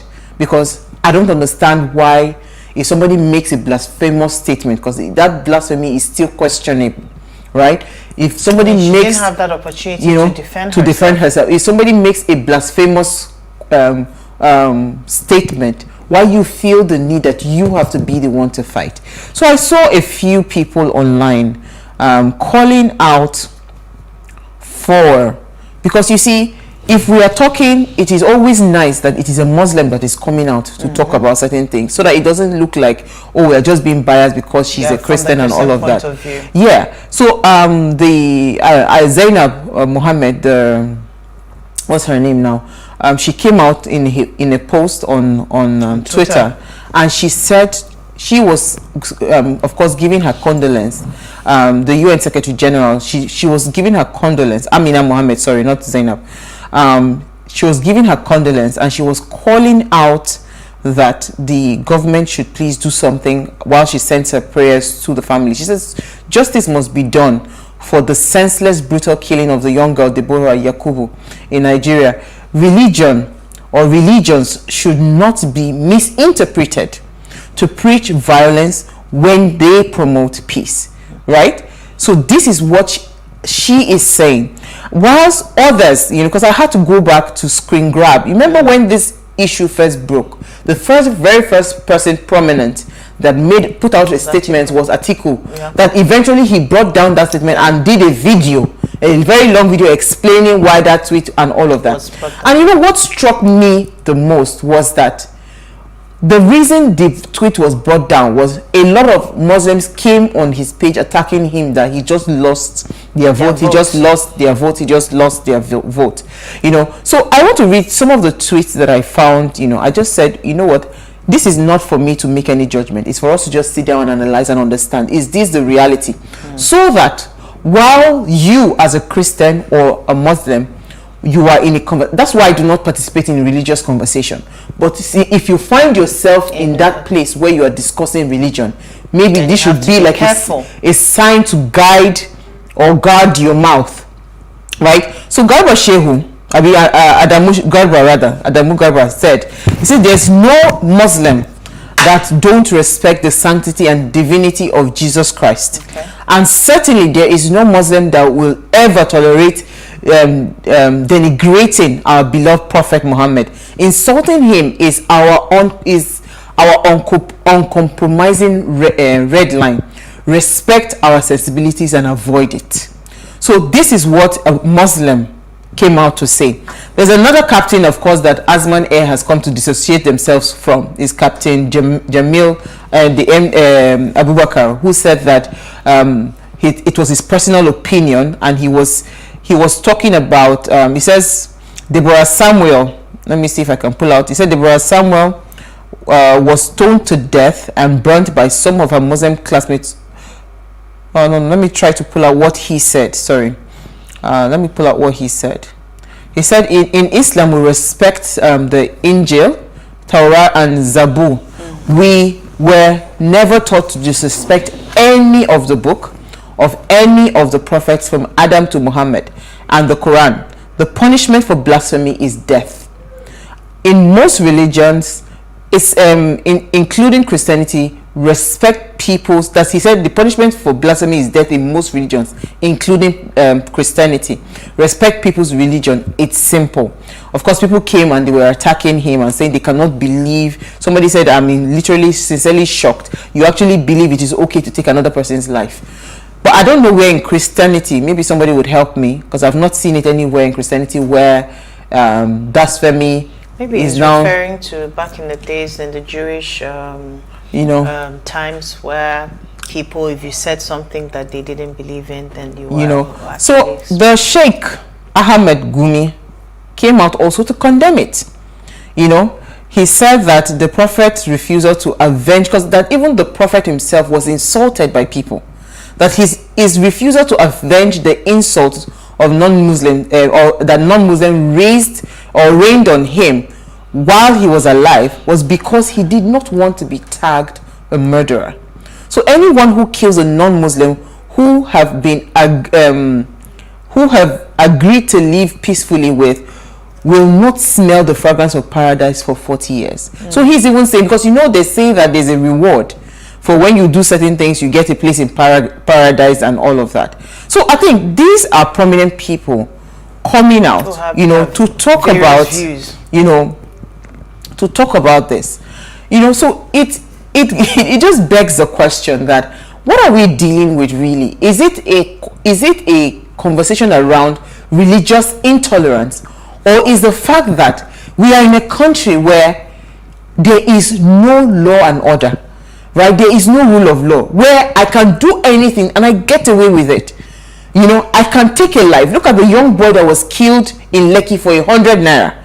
Where are the arrests that have been made? Whose life is going to be hung based on this boy that was killed, right?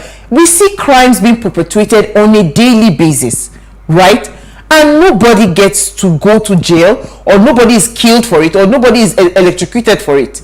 So is this really a show of religious intolerance, or is the fact that Nigeria as a country, the corruption has eaten so deep that everybody can just do whatever it is that they feel like, and nobody is brought to book? Is that what we are suffering from? Or are we suffering from ill-education, where a lot of people are not well educated, they do not understand, and they feel like, certain things, they need to fight certain battles on behalf of the divinity that they serve? What exactly are we suffering from? Well, in my opinion, I think we're suffering from a little bit of everything. Everything. So when you take the religious intolerance, you see that unfortunately different people have different views, and based on who you're listening to, that is how you're going to be programmed. So some of our Muslim sisters and brothers believe that this is injustice. Taking a life in this manner was not the best solution that would come out of the situation. While some others believe that this is the law, or this is what we believe, that if anyone blasphemes against the prophet, then the ultimate punishment is death. So these divisions will tell based on who you're listening to. Absolutely. The different sheikhs, or the different instructors, or the people that they listen to, who do they listen to? It will shape their understanding, whether they are enlightened or not. So you have enlightened people making these comments, as well as people who are uneducated. Absolutely. So it depends on what do we have. Yeah. So let's. I forgot that we need to open our phone lines. Okay. Yeah. Let's go on a very quick break. We'll open our phone lines. Stay with us.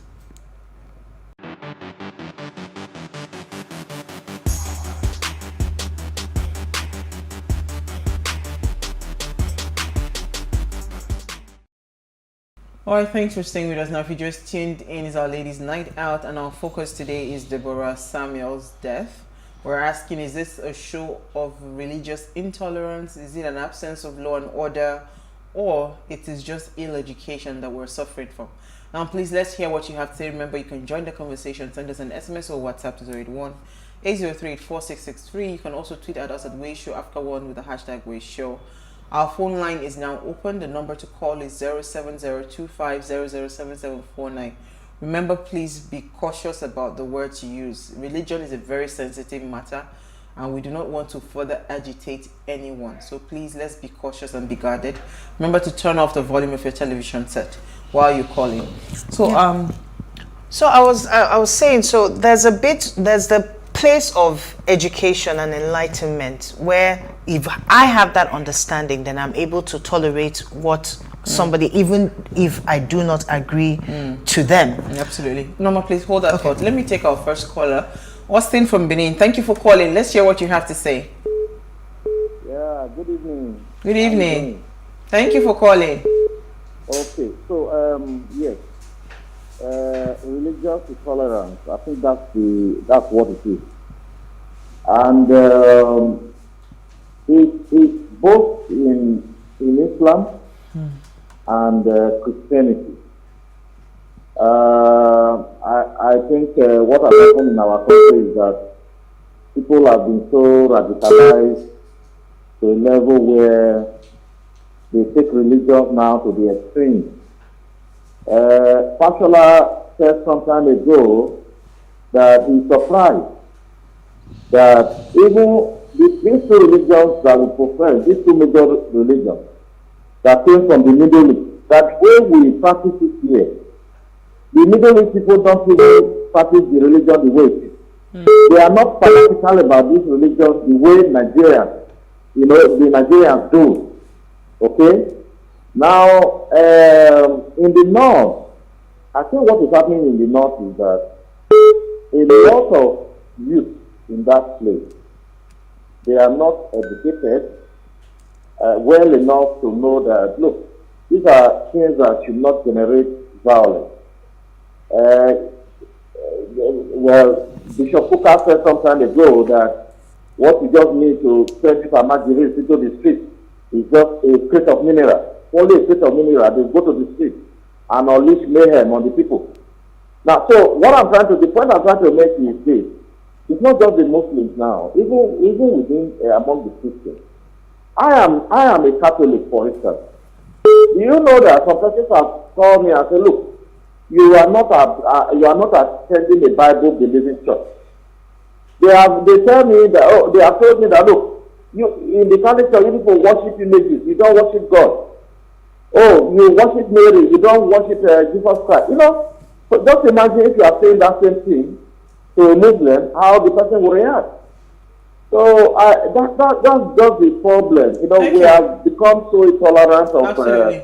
But thank you so much, Austin.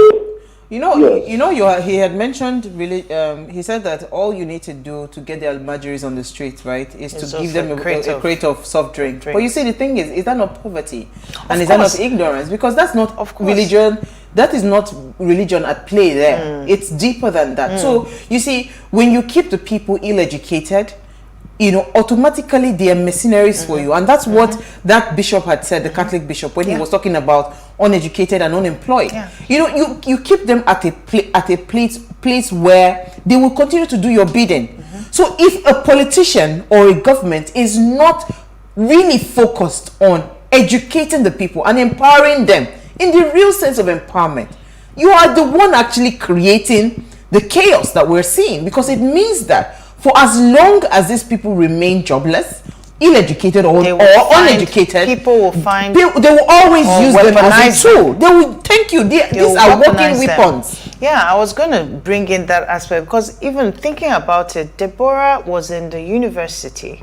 Apart from those who are educated or who are not educated, that they can weaponize, you also have the educated ones who are still who are not enlightened. And there's a difference, right? That's the ill-education. The ill-education, because these were her classmates.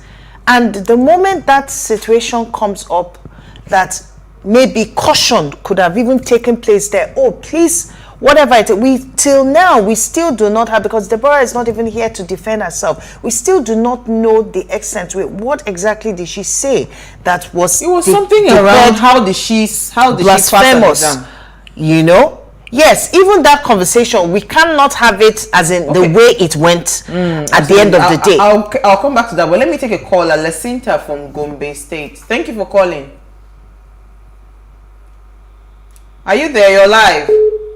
Yeah, good evening. Hi, good evening. Well, thank you for calling. Okay, I think the issue I see with this Deborah's issue is as a result of intolerance. Nigeria is a country where people see religion as if it's everybody's business. We fail to understand that religion is a personal affair. So Nigerians are generally judgmental people when it comes to religion. Even among we, the Muslims, you discover that when you see someone dressed in a particular way, somebody is quick to condemn you. So if not, as a Muslim, you're supposed to understand that even if this person has said something against your religion, you cannot fight for God. That's just the truth. So allow God to fight this battle. So as a Muslim, you're supposed to know that you don't have the right to take the life of fellow human beings, regardless of what their belief is. Thank you so much. So I see a lot of things, and I realize that people are not well informed here in the North. Sorry to say. Thank you. So religion is between you and your God, and it's a personal affair. And the earlier we take it like that, the better for us as a society. Thank you so much, Jacinta. In fact, that she just opened it up. A lot of people are not informed. So the moment something is not going in the way that you accept it, then the next thing people resort to, and it also comes from programming. The people in that environment, how are they programmed to so there are things that can, what's the word, that conducive environments that cause those things to come up based on the way they're programmed. You see somebody, and that's why somewhere early, when in the early late 90s into 2000, when the crisis started in Jos and in Kaduna, when people started finding out places that were most peaceful, that nothing of the sort could ever come up, and then all of a sudden you begin to program people to believe that once there's a crisis, then the people to go after. So like I said, it's a combination of all of these things, because when people are not programmed to love, when people are not programmed to tolerate one another, when people are not programmed to understand in the midst of differences. Let me take Loma from Abia State, because what I was even thinking, shouldn't that have been an opportunity to educate her? Exactly, you know, to caution her or to make her to understand that what she did was wrong. From Abia State. Thank you for calling, Loma. You're live. Yeah, good evening, my back in the house. Good evening, Loma. Yeah, it's Loma. See, just like the last one, an uninformed mind is a deformed man. Now, let me take it from this way. Why is it that the Christians have not killed anybody when people talk about something on Jesus Christ? They are not that they don't believe that Jesus did something right. But it is because you want out. Some of the people that the other people that are not educated are educated people. So that's understand where I'm going. Educated ones always groom the uneducated, leading them to do what is not right. It is quite unfortunate. So it is right time that the elite up north should educate the younger ones. So that those uneducated, so that they'll start knowing what the religion is all about. We have good friends. I have Muslim friends. They don't talk about killing. They don't kill anybody. They are only supposed to talk about killing. It is because the educated ones try to manipulate the uneducated and make them to what they don't know. So please, it is high time. Let's use the opportunity to tell the educated ones. Educate, let the elite in the north educate the uneducated. At the end of the day, this type of thing will not be happening. Thank you very much. Thank you, Loman. You know, so the girl was asked, I think, something around her homework. How did it play? She said, "Oh, Jesus." So it was Jesus, and then I said, So it's actually very sad. It's sad that, you know, even because you see, I've had, and that's why I'm very careful not to go into arguments, right, with people. I mean, when the Sharia crisis was happening back and forth in Kaduna State, I remember there was a story that we heard, was a boy actually hid his friend that was a Muslim in the roof of his ceiling. He hid him because he was in a Christian, you know, when the crisis breaks like that, wherever you are, you have to check if you're in a safe place. Or so he was not in a safe zone because he was in the Christian part of Kaduna. You know, when the threat had left the place and the people left the area and all of that, it was safe for him to come down from the roof of the ceiling to now go. He came down and took his dagger and slashed the tummy. It was because the boy survived. That's how come we heard the story. Do you understand? So, I mean, if you have gotten to that point where someone that even to the point that somebody that saved your life, right? Shouldn't you be thinking twice that, am I really, practicing how the Prophet would have wanted? Because every part of Islam that I am aware of, right? I don't know so much. I haven't read the Quran, but I have been around Muslim friends. It has always been love. It has always been love. I've not had any of my Muslim friends that show me bitterness or hatred. Do you understand? So why? But let me take a caller. I think we have another caller on the line. You're live. Hello, Benjamin, you're live. Hello. Go ahead, quickly. Yes. Hello. Hello, we can hear you. Go ahead. Yes, I'm Benjamin from Imo State. From Imo State. You're welcome. Go ahead, please. Very much. It's a mind-troubling issue. I think the entire thing borders on lack of understanding. In fact, religious intolerance is a pandemic, a serious pandemic. And the earlier we tackle it, the better. You see, there are places where you go to and you begin to see what civilized people do. We don't need to be in America or Europe to be civilized. Let people move out to the Gambia here in West Africa and see the height of religious tolerance. I myself personally have been privileged to live in the house of a Muslim cleric, a Christian, and I was organizing choral practices, choir and catechism in his house, in his compound. During Christmas, they will give us candles, incense, and ask us to pray for them. During their own festival, usually in April, they call to basket. Christians will also give them the gifts to them. During Christmas period, the same people you see them, you hardly can distinguish between Muslims and Christians because young Muslim boys and young Muslim girls join us in Christmas carols. And it has nothing to do. Our problem here is that most of our leaders confuse themselves and they use religion as governance. Governance and religion become the same. And then those following them will not act with impunity, believing that whatever they do, nobody will ask them questions, and that they are hopeful that they have a superior power somewhere to protect them. Otherwise, if they are punished, or if they understand that the constitution of this country makes it, in fact, there are laws in this country that make it criminal for somebody to kill another, they will not abide, and not abide by their religious belief.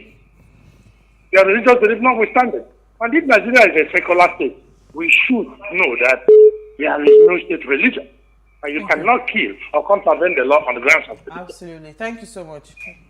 Thank you so much. In fact, while Benjamin was talking, I just remembered that today, I think over 20 lawyers or something, I can't remember the exact figure, of representatives who were representing the so-called people, those who are in custody at the time. And I'm wondering how these seeming young people could rally around and get this number of lawyers to come to their defense.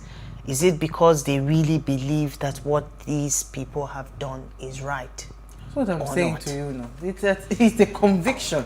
The actions that was taken based on the conviction that they have. Absolutely. So that programming, it's a very strong programming. And again, and I like what the last caller was talking about, the elite. We need to.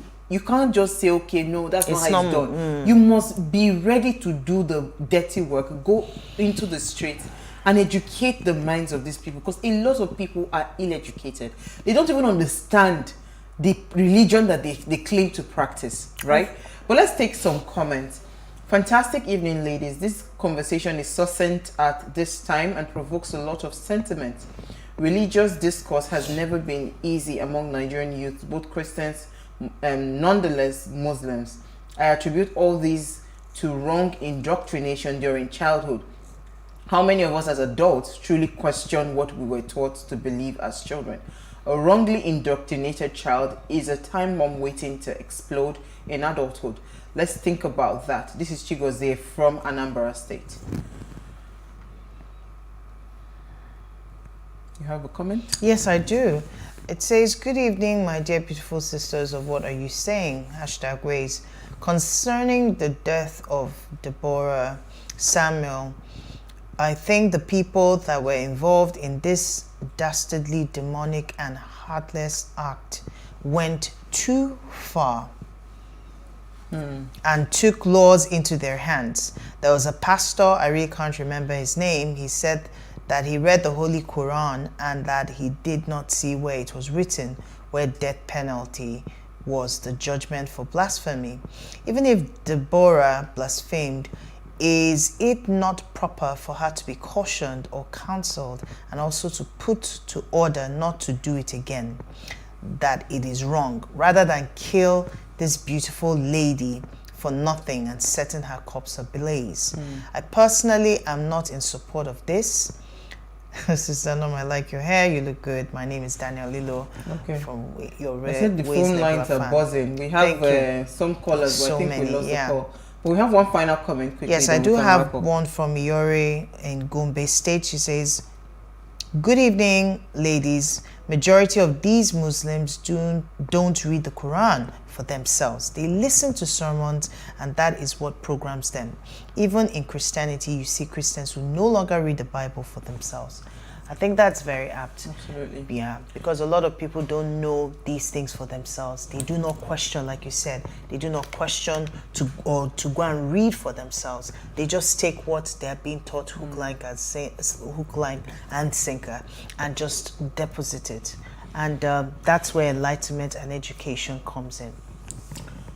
So, right, on that note, I think we're going to bring back the conversation around religion, so for us, it's not a fight thing. It's for us to just have understanding, because I believe that with dialogue and conversations, you are supposed to hear each other, hear from the Muslims, hear from the Christians, and hear and try to find the root cause of the problem. We hear our phone lines are buzzing, but we're sorry we can't take more calls. Thank you to everyone that called. The phone is ringing in my ear. Thank you to everyone that called. Thank you. We're just praying and we're hoping that this girl will find justice and her death will not just be wasted. It will educate both Muslims and Christians on what to do if situations like this arise. You don't have to take a life to pass the message across. Right, so our heart goes out to the mom. I mean, I read somewhere where the mom was saying that Deborah was the first. She's the first out of 8 children, and that so the remaining 7 children, they're not going to school anymore. Yeah, and she has left the matter to God, to in the hands of God, for God to take care. It's sad. It's really sad. Thank you so much, Norma. Thank you to everyone that called and sent in their messages. Now, before we go, ensure you follow us on Instagram. It's at Wayshow Africa.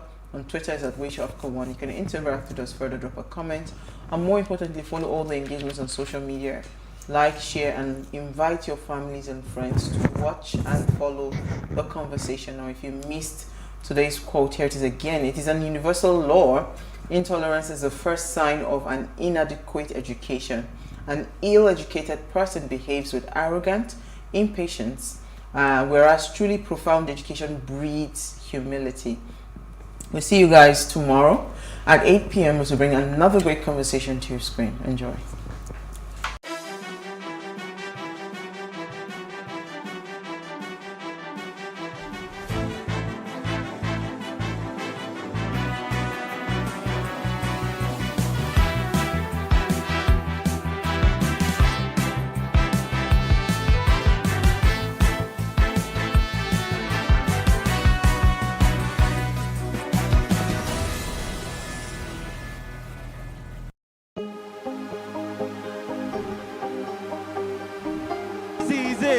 For upcoming artists to blow in Nigeria.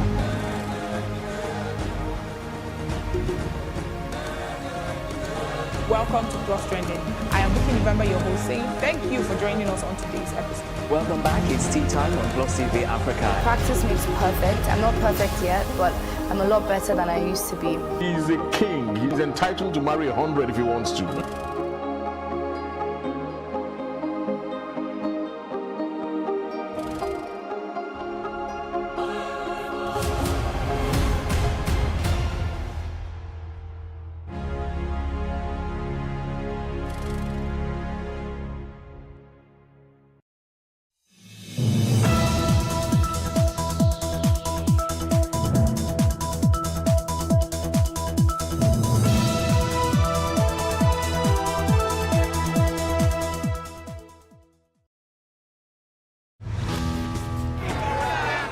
After a mob attacked the U.S. Capitol to overturn an election, how far has the investigation moved, and who is being held accountable?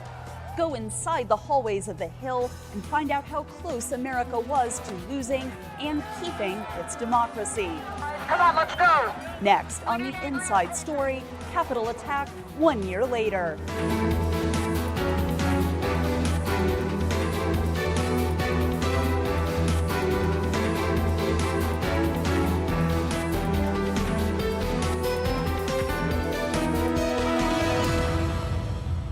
Hi, I'm Katherine Gibson, VOA's congressional correspondent, and welcome to my workplace, the U.S. Capitol. A little more than a year ago, this citadel of democracy was overrun by a mob of people with apparent intent to disrupt the official process of declaring the winner of the 2020 presidential election. 1 year later, the legal and political impact of the Capitol attack is still being determined. Ahead, details on the arrests, the search for accountability, and American attitudes on the January 6th attack. First, where President Joe Biden places the blame. It has been a year since supporters of Donald Trump stormed the U.S. Capitol to stop lawmakers from certifying the results of the 2020 presidential election won by Joe Biden. 1 year ago today, in this sacred place, democracy was attacked. Without once mentioning Donald Trump by name, Biden laid the blame squarely on him. For the first time in our history, a president had not just lost an election, he tried to prevent the peaceful transfer of power as a violent mob breached the Capitol.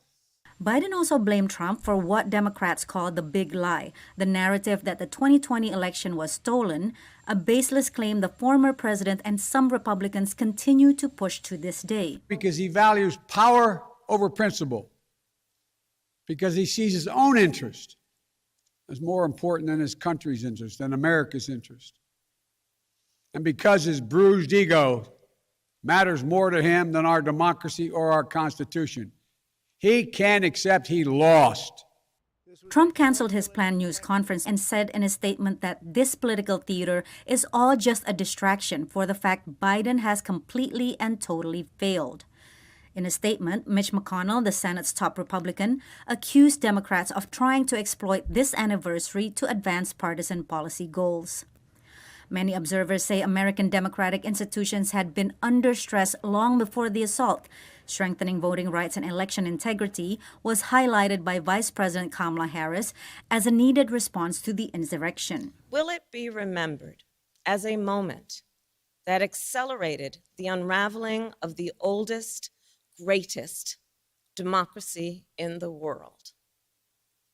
Or a moment when we decided to secure and strengthen our democracy for generations to come? The siege has had a global impact. Adversaries, including Russia and China, have used it to defend their undemocratic systems.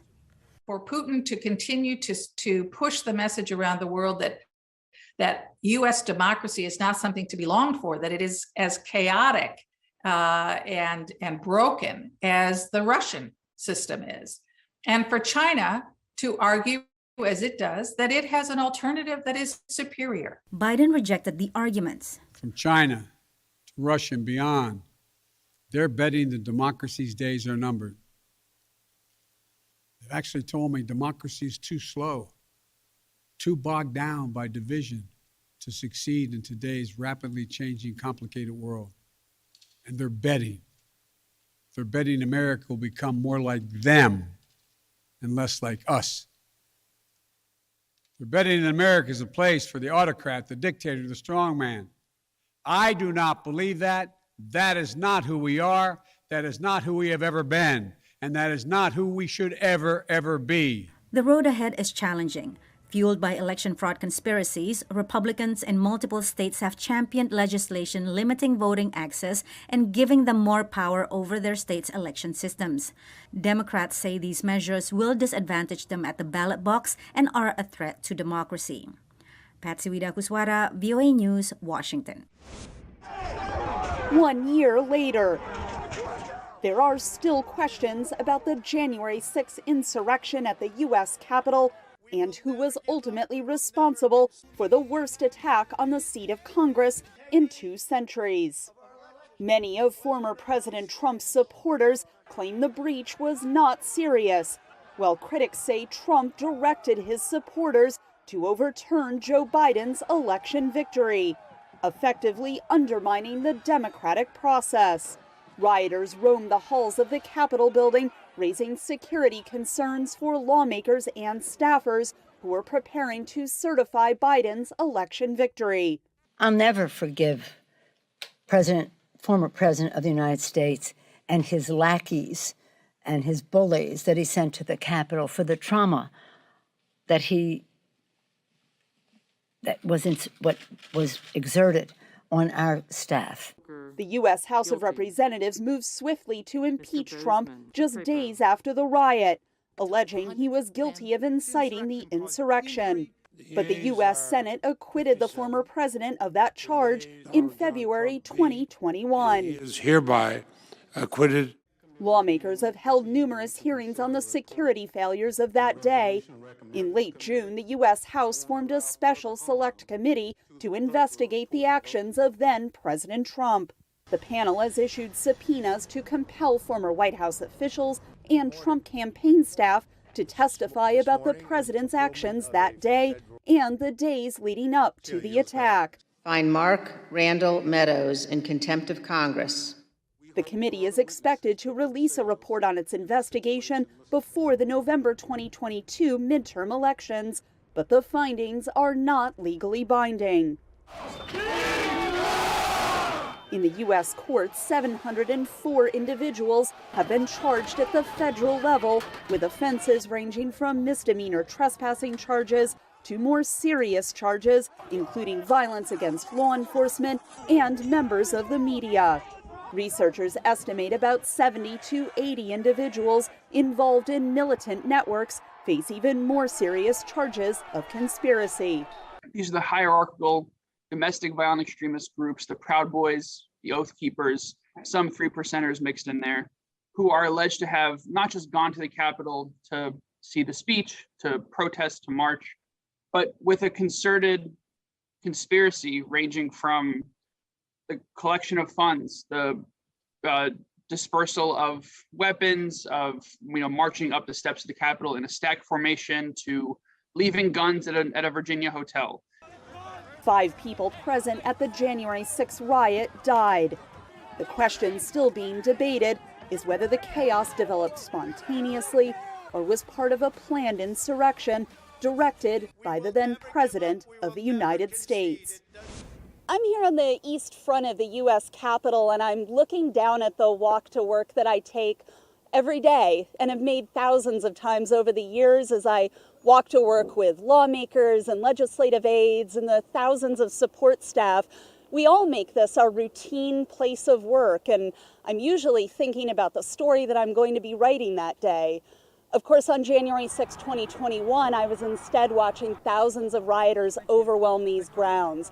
And I was thinking about how the most secure building in the world, where I've always felt safe, was suddenly the most unsafe place. There were rioters breaking glass. They were overwhelming U.S. Capitol Police that I know personally. And all I could think about was whether or not the colleagues that I see every day would be safe in these hallways.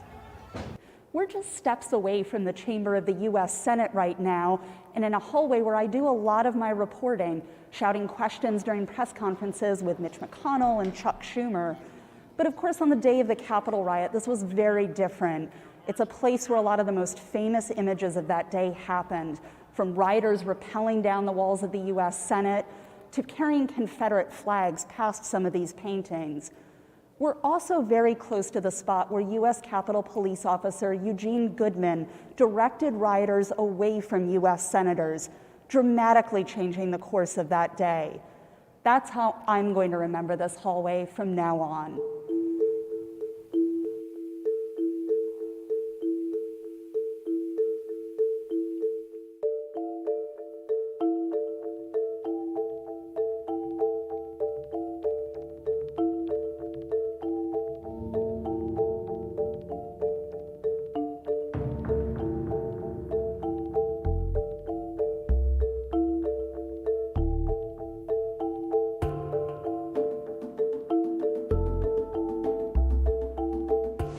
Of the 725 people arrested and charged with crimes for the Capitol attack, more than half work in what are considered white-collar jobs, including business owners, architects, doctors, and lawyers.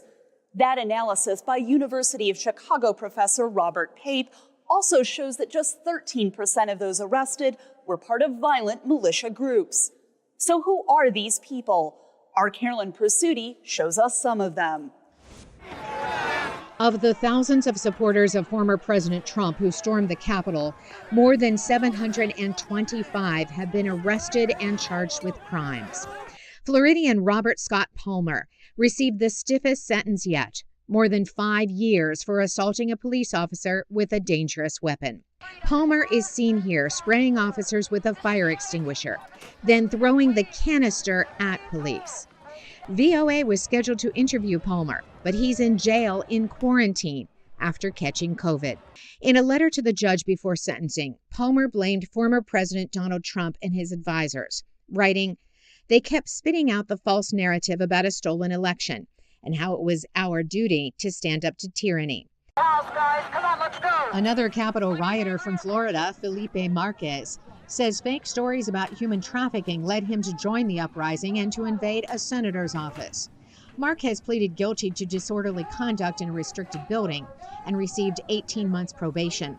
He told VOA in an email, "I would like to leave this in my past as a mistake." I was trying to get more known for conservative content and getting views on YouTube, and the way the events of that day folded were terrible. Name, gender, state. John Lewis with George Washington University's program on extremism is tracking each case of those who stormed the Capitol. You have defendants from 18 to 80 years old.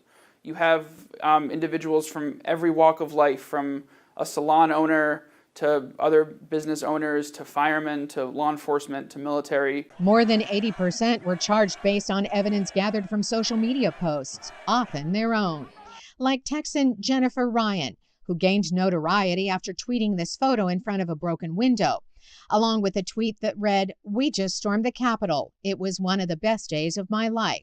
Ryan later tweeted that she was not going to jail because she is blonde and white. Here's what she said as she left the courthouse after pleading guilty to demonstrating inside the Capitol and receiving a 60-day sentence. I walked into the Capitol for 2 minutes, and I'm remorseful of that. Ryan claimed her tweets, not her actions at the Capitol, got her into trouble. I regret ever tweeting, but, it's a free country. Some of those charged, like Yvonne St. Cyr, are unrepentant.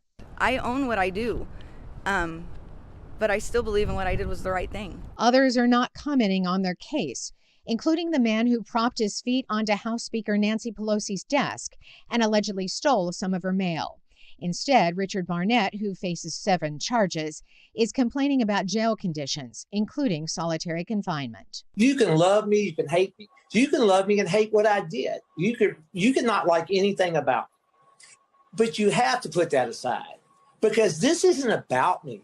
This is about our federal prison system in America and what they're doing to people. Trials have been avoided so far, as defendants have accepted plea bargains, sometimes for a lesser charge.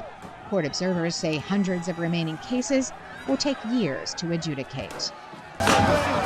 Carolyn Persutti, VOA News, Washington. Investigations by both the Justice Department and Congress will try to uncover the extent to which political extremist groups participated in the planning and execution of the Capitol attack. Seamus Hughes is the deputy director of George Washington University's program on extremism. We spoke about the spike in U.S. political radicalism. So January 6th was a unique moment. It was a perfect storm, right? So it had the mainstream politicians advocating for it. You had social media that was asleep at the wheel. You had a extremism movement online that was kind of very united on this idea. And conspiracy theories that all walked around January 6th being the moment. So since January 6th, we've had about 700 people who've been charged and arrested related to that event. The vast majority are kind of a pedestrian in nature, almost typical profile. Yoga instructor, construction worker, realtor in Texas. Like you said, they range in charges from misdemeanors to felonies. The vast majority actually weren't part of organized groups. The organized groups are the most concerning for law enforcement perspective. So those groups are the Oath Keepers and the Proud Boys, for the most part, and a few 3%ers. So the Oath Keepers are an organized militia group that have been planning and organized for a number of years, this idea of pushing back on what they saw as government overreach. The Proud Boys is kind of a very interesting group. Think of it like a very misogynistic, aggressive pack of men, mostly men, who go around the room kind of attacking other groups. And then the 3%ers who believe that they're the only ones who are standing up against the Republic. So why is law enforcement so concerned about them?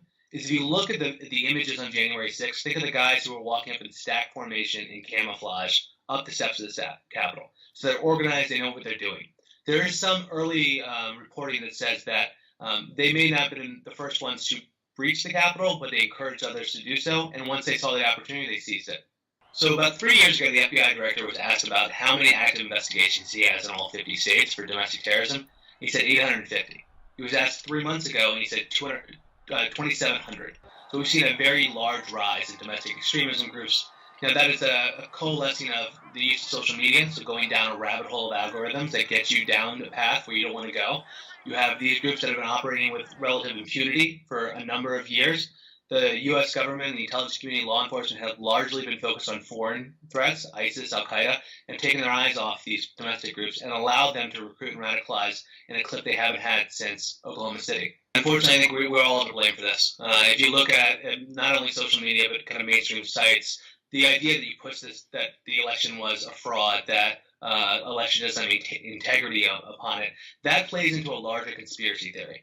And this sense of, and we also can't discount what happened in the last 3 years for COVID. You have everyone locked down on their computers, not able to interact, feeling like the government's restricting their ability to do something. And so this gave them a ride to do something. And so they just kind of got fed into that, again, that rabbit hole. They kept going down and down, where you're in a normal group on Facebook, and before you know it, you're in a QAnon group. And then you're going to a rally, and then you're going to January 6th. It's not that hard of a jump. Social media has not done a very good job when it comes to domestic extremism. They tend to have not policed their own sites. They haven't trained their content moderators on doing what they need to do.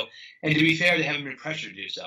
You know, every time they go up to Congress, they get kind of very random questions, not targeted. There's no bills that have any real legs in order to regulate them, so they're under no pressure to do so. And in order to do so, we're going to have to, as a society, say, enough is enough. We can't allow this to happen. We have to figure out a way to rein this in, all while understanding this is kind of a private company can set its own terms and services, but there's something to be said about shaming. Right? There's something to be said about, listen, you know what's going on your platform. You've got to step up and do something. You saw what happened on January 6th, and there's some culpability there. It's clearly a growing problem. We also need to put it in context. And, January 6th happens, but 2 weeks later, the president's inaugurated. There's no rally in D.C. The Justice for January 6th rally in the fall, very few people showed up. In many ways, we've hopefully learned the lessons in terms of getting better security, better intelligence, better information sharing at the national level. My concern is at the state level. We clearly are not on the same page in all 50 states on how to address this issue. And we're seeing these groups, whether it be the Proud Boys or others, move back away from a national model to a state and local model, and they're able to recruit people in their neighborhoods. And unfortunately, I don't think this is going to be a problem that's going to go away. If you look at the threat in the U.S., it's basically fractured. You have ISIS, you have Al Qaeda, you have white supremacists, you have militia groups, you have QAnon, you have incels, you've got everybody on the map. It makes law enforcement's job a lot harder, and it's going to be, quite frankly, a mess for the next few years.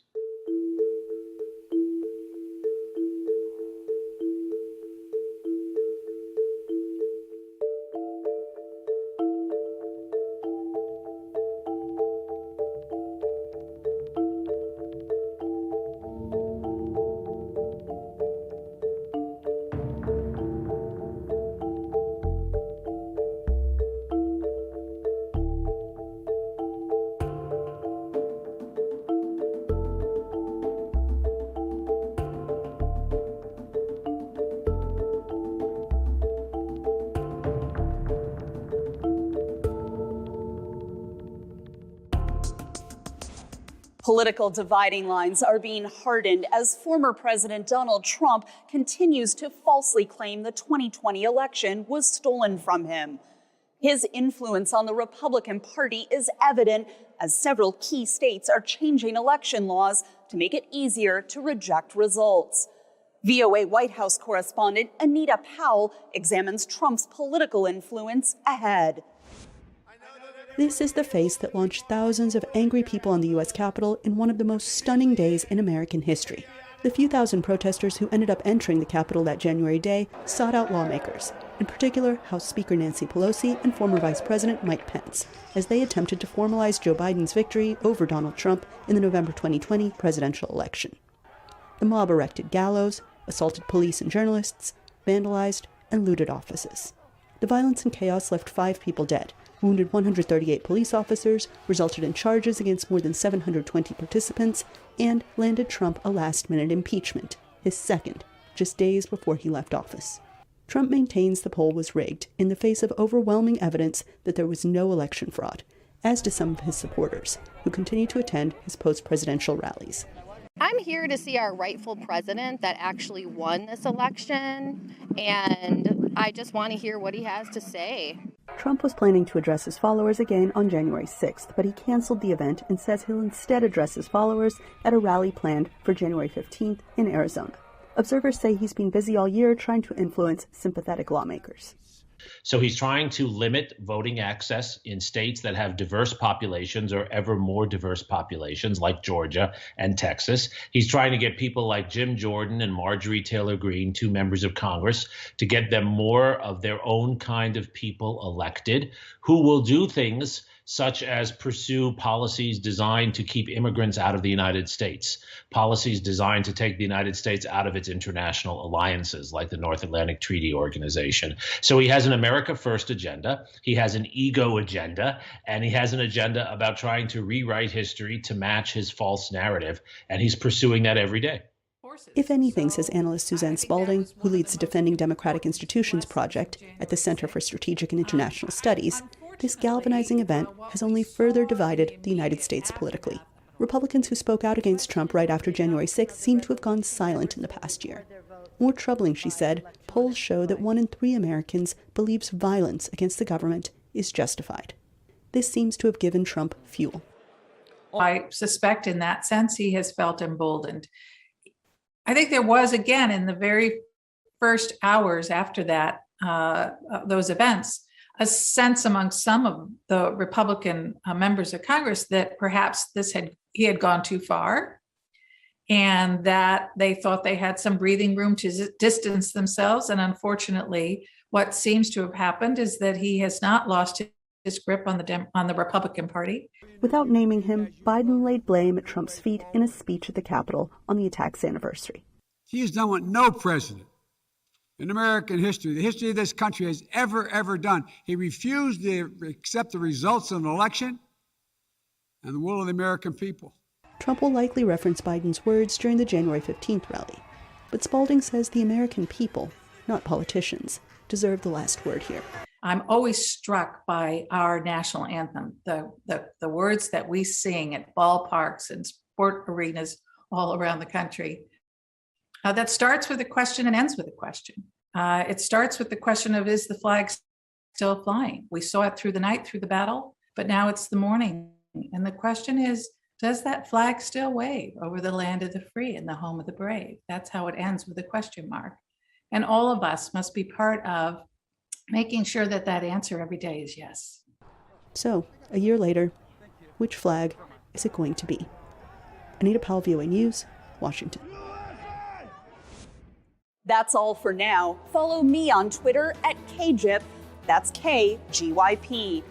Connect with us on Instagram and Facebook at VOA News, and stay up to date online at voanews.com. See you next week for the Inside Story.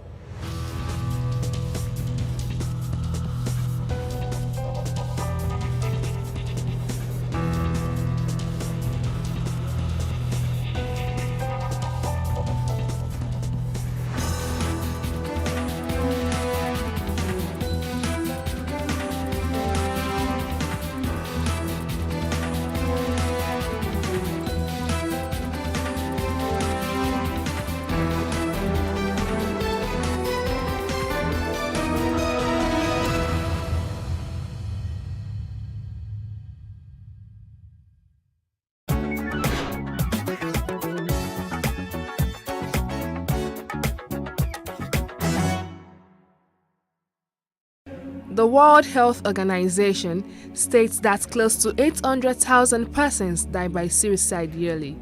Every 40 seconds, at least one person is likely to commit suicide.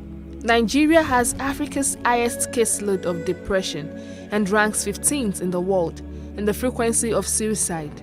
World Suicide Prevention Day is a global public health day celebrated on September 10th, which is aimed at commitments and actions to prevent suicide all over the world through various activities and to help raise awareness among people to prevent their loved ones from suicide and mental disorders. The theme of this year's World Suicide Prevention Day is Creating Hope Through Action, which reflects the need for collective action to address this public health issue.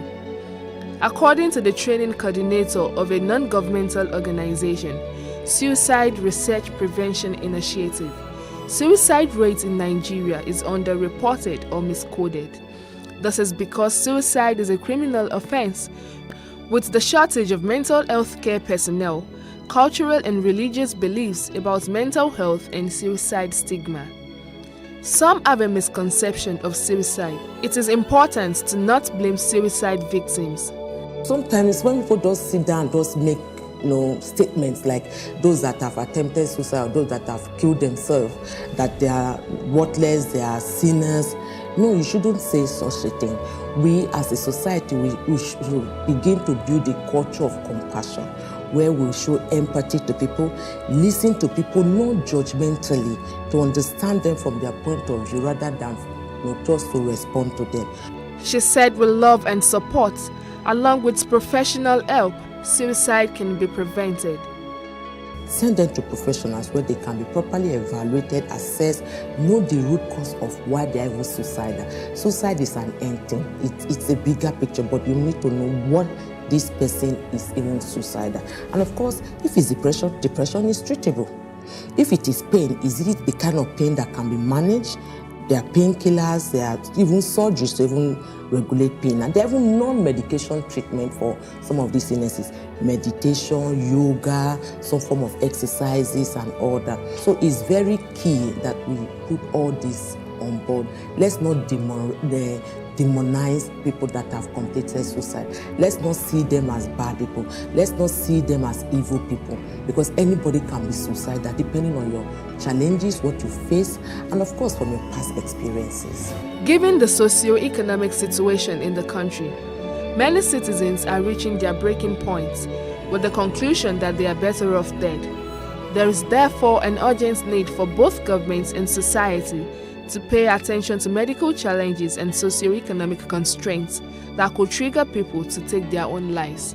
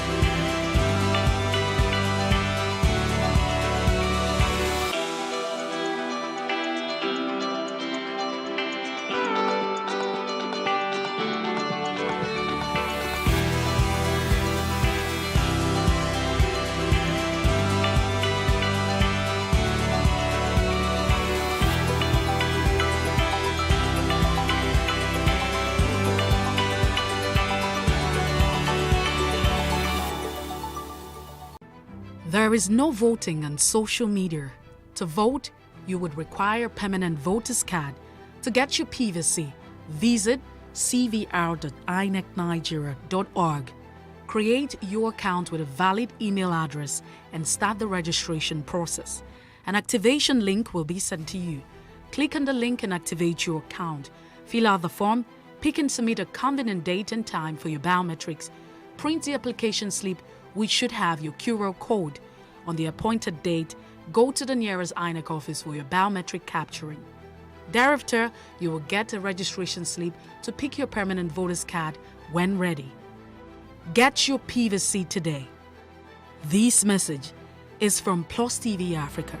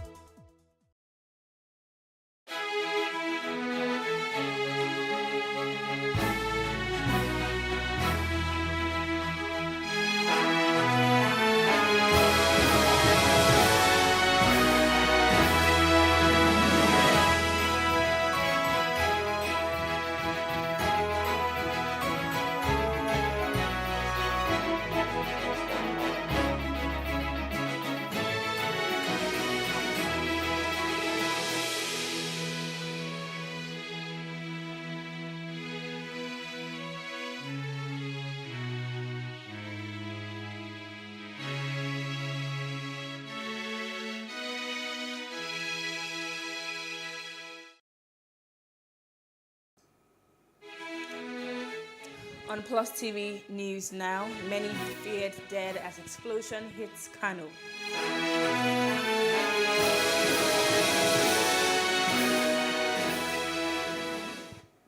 INEC warns political parties against non-transparent primaries.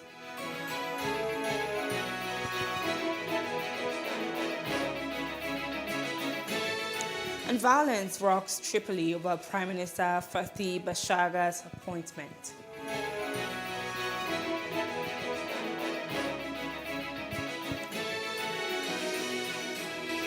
Good evening, I am Adebanke Odunori and this is the news now.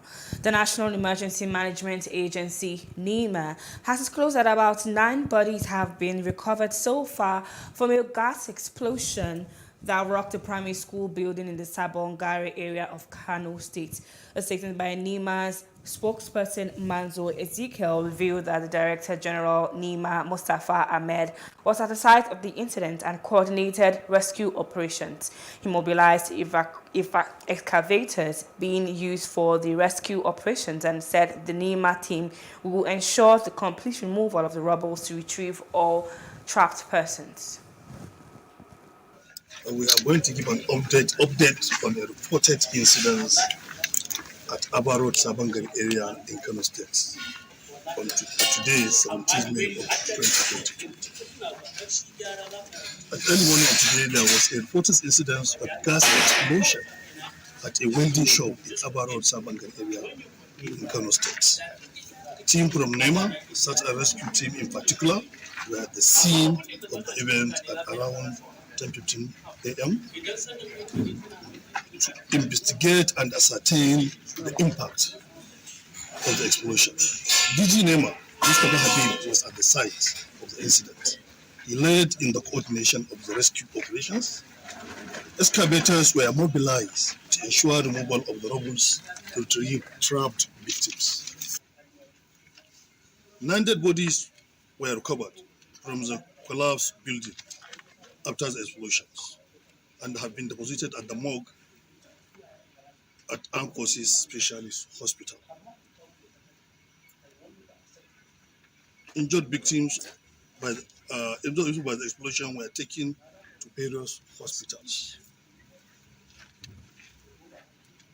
Total number stands at, that is the total number of injured victims stands as 10, and the 2 were already discharged. At this juncture, I want to call on the people on the site, particularly people living in the area when the incident happened like that, to remain calm and caution the public against spread of unsubstantiated news. Thank you very much.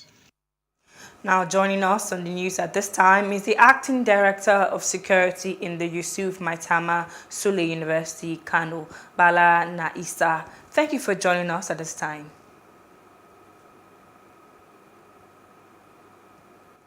Can you hear me, sir? Bala Naisa, are you there? Are you with us?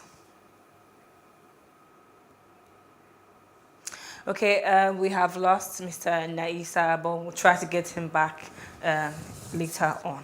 Officials of the National Drug Law Enforcement Agency, NDLEA, have arrested a wanted suspected drug baroness, Bridget Ogenekewe Emeka, at her mansion where she allegedly masterminded the making and distribution of crack cocaine, methamphetamine, and other illicit substances. Apart from various quantities of crack cocaine, methamphetamine, molly, and loud seized from her home, drug bunks, a pump-action gun, 15 cartridges, documents, 2 cars, mobile phones, and drug paraphernalia such as sodium bicarbonate and polythene wrappings were also recovered upon further investigation. The drug baroness has been under surveillance for weeks after her identification as a major distributor of illicit drugs in Delta State. President of the African Development Bank, AFDB, Dr. Akinwumi Adesina, has declared he was deeply honored, humbled, and grateful for all the goodwill, kindness, and confidence from those urging him to contest the 2023 presidency. Adesina, in a statement, regretted that his current responsibilities at the bank would not allow him to contest for the presidency, but said that he remains fully engaged and committed to the mission that Nigeria, Africa, and all the non-African shareholders of the African Development Bank have given him for Africa's development. And there was a peaceful protest at the Ogun State Secretariat of the All Progressives Congress APC in Abeokuta as party members drawn from wards 5, 8, and 15 in Abeokuta South stormed the Secretariat, lamenting their allegedly being sidelined in the list of delegates by the party's executives led by the local government chairman Honorable Henry Fagbinro. Speaking on behalf of the aggrieved party members, Honorable Sharafaddin Ogunwolu called on the state executives of the APC to wait until the removal of members from the delegates list in the affected wards ahead of the primaries. Meanwhile, Fagbinro has denied substituting members' names on the list of delegates, saying the allegations lack merit, and also called for calm, urging all aggrieved members to embrace peace and dialogue.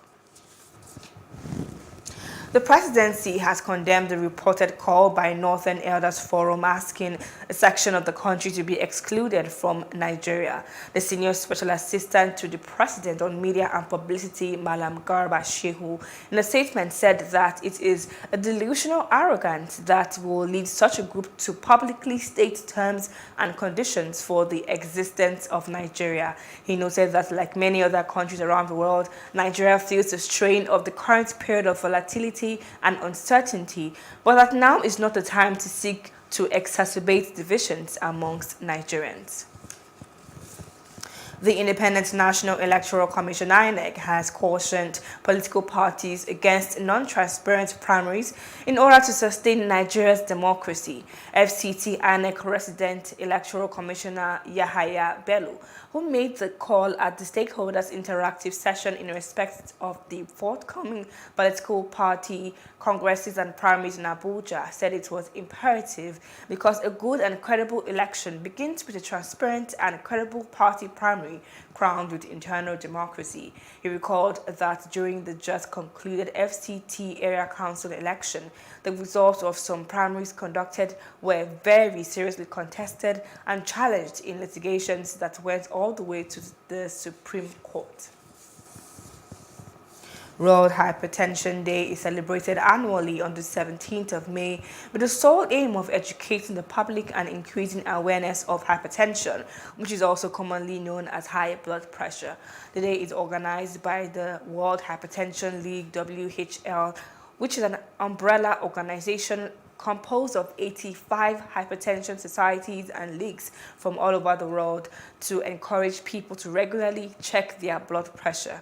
The theme for this year is Know Your Numbers, and the WHL would like to encourage as many people as possible to get involved in May Measurement Month, an initiative that started in 2017 with volunteers manning screening sites in a range of venues around the world to check the blood pressure of as many people as possible. And joining us on the news at this time to discuss this year's theme is a medical practitioner, Dr. Ndubisi Igboechi. Thank you for joining us. Thank you. Good evening.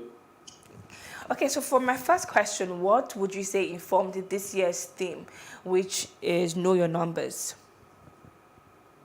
This year's theme is, came along from the idea of wanting the general population, general public to know their numbers, basically, to know their blood pressure.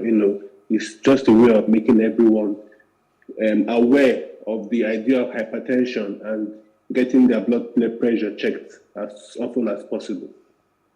Okay, would you say that the awareness of hypertension is loud enough in Nigeria? It could be better. It could be better. We are not where we used to be a few years ago. We are better now, and we could only get better. So we need to do more awareness. We need to do more education of the public. So we're getting better. Okay, what exactly is the importance of monitoring blood pressure? Why is it so important for a person to monitor their blood pressure?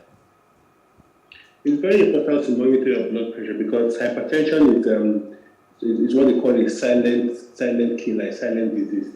Many people could have hypertension walking around the streets, and they have no symptoms. Most people that have hypertension have no symptoms. And then when you now start having symptoms, it's when it gets to a very critical situation. When you start having complications, which is why it's good to get your blood pressure checked as often as possible, so that you can know and be able to manage it very early on to avoid complications arising. Okay, so for the people that have hypertension, how do you think that they can manage the hypertension? Managing hypertension generally starts from modifying your lifestyle. Physical exercise is very important. Your diet, cutting down on salt is very important. Reducing alcohol intake is also very important. Reducing stressful activities. We live in times where people are always very busy. So try to relax as much as possible. Doing all this, and then your diet to contain lots of vegetables, lots of fruits. So we as individuals can start by modifying our lifestyle. That's the first step to controlling hypertension. Okay. Thank you very much, Dr. Igboechi, for joining us on the news at this time. Thank you. Yes. And moving on, the national president of the Association of Specialist Medical Doctors on Academics, ASMEDA, Olugbenga Ayonuga, has stressed the need to focus more on developing public infrastructure in Nigeria for less impact of pandemics on citizens. Ayonuga, at the National Executive Council meeting of the association held at the amphitheater of the River State University, Port Harcourt, called on the government to strengthen medical research capacity in the country. Until the government is willing and ready to do something about it, because it is not of economic sense for us to train medical doctors in Nigeria, only for almost 70-80% of them to now be employed in other climes that did not invest in their training.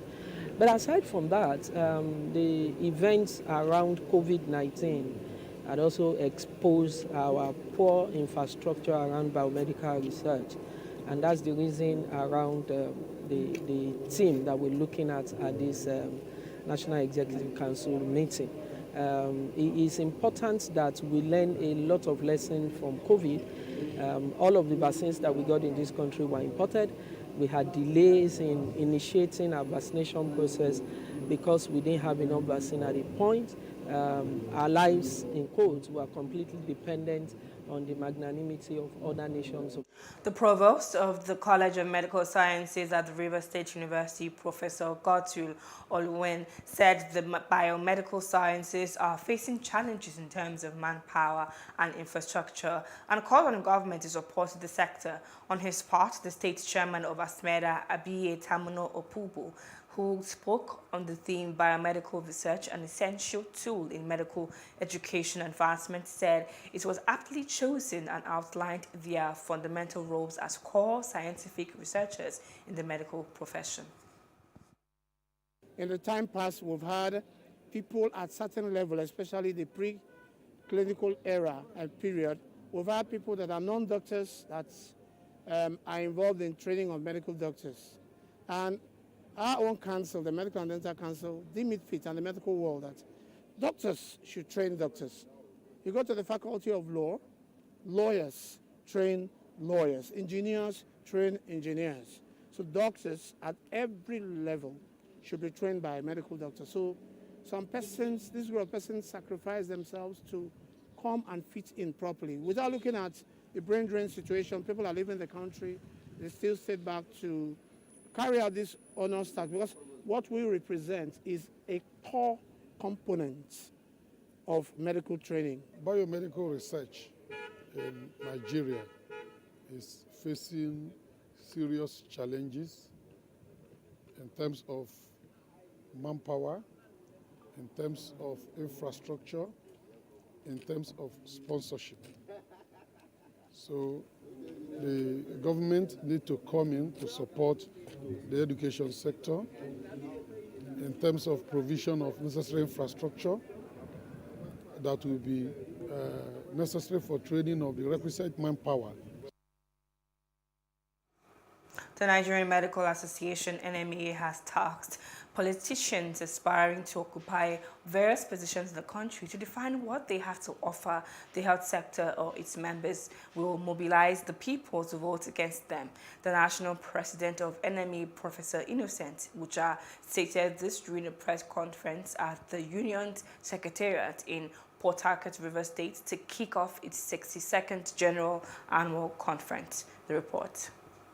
President of the Nigerian Medical Association, NMA, Professor Innocent Uja, said politicians must show quantifiable evidence of what they have to offer the electorate, particularly healthcare delivery. Uja explained that various challenges facing the healthcare sector in the country is a ticking time bomb that will soon explode if something drastic is not done about it now. He said the COVID-19 pandemic dealt a huge blow on the country's already fragile healthcare delivery system, which has been aggravated by the brain drain that the sector is battling with.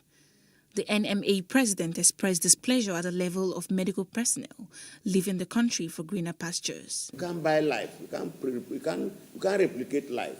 You can't. And unless we change our orientation, we will have worse. And the political climate is very hot now. And we are saying that all the politicians that are coming, the presidential aspirants those who will become candidates, senatorial, gubernatorial, must put health define clearly what the roles they will give to health. Otherwise, we may be forced to mobilize our patients and their spouses to vote against anybody who doesn't take health serious. We are tired of, will come and provide health for all. How do you do it? Give us how you, step by step, how it is done. But to say, I'll provide water, I'll provide health, I'll provide this, that's not enough. We are past that stage. That's 18th century type of campaign. Speaking on the theme of the conference, current emergencies in building a resilient health system for Nigeria, situation analysis and solutions, Professor Uja noted that the primary healthcare sector in the country is dead. Every day, they get many doctors who are going. because immigration will have those records, that Nigerians, unless something is done, we are sitting on a time bomb. And we are not going to be behaving like ostrich that buries his head in the sand with his buttocks outside and thought that nobody is seeing him. So we must be very, very strategic. The government must up its game. They must come to rescue the Nigerian health system. Otherwise, it's a total collapse. I've always said, and I'm yet again to be controverted, that the primary health care system is dead. Primary health care system is dead. If you go to many primary health care facilities, what do you see? Grains of harvested farm produce. The NMA called on the government at all levels to implement policies that will enjoy robust welfare benefits for medical personnel in the country. We'll take a short break now, and when we return, the news now continues.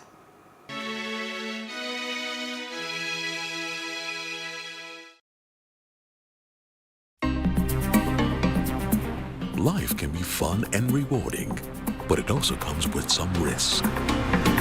As in business, you win some, you lose some. And that's why you need to be wise in the choices you make. It's like placing a bet. Again, you need to be wise. Wise in choosing an innovative platform with the highest market options and highest odds ever. That's why Winners Golden Bet, the leader in online, in-shop, virtual, and live sports betting, gives you enhanced platforms that offer you the best chances of winning. For betting on live soccer matches, live dog races, and virtual games. Winners Golden Bet is your best bet. Instant payment of winnings guaranteed. Play online or in any of our numerous shops nearest to you. Hey guys, be wise. Play on Winners Golden Bet. Winners Golden Bet, the wise choice. Nigeria's Niger Delta region, from where the black gold fuels Africa's largest economy, where the lines between wealth and poverty has never been thinner. Conflicts, poverty, insecurity, and environmental challenges daily confront the region. How can the Niger Delta story be changed for the better?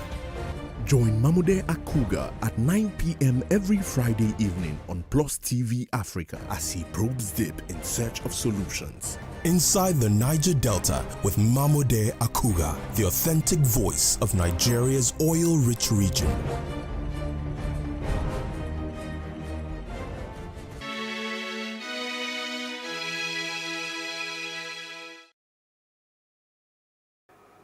Thank you for staying with us. This is the news now.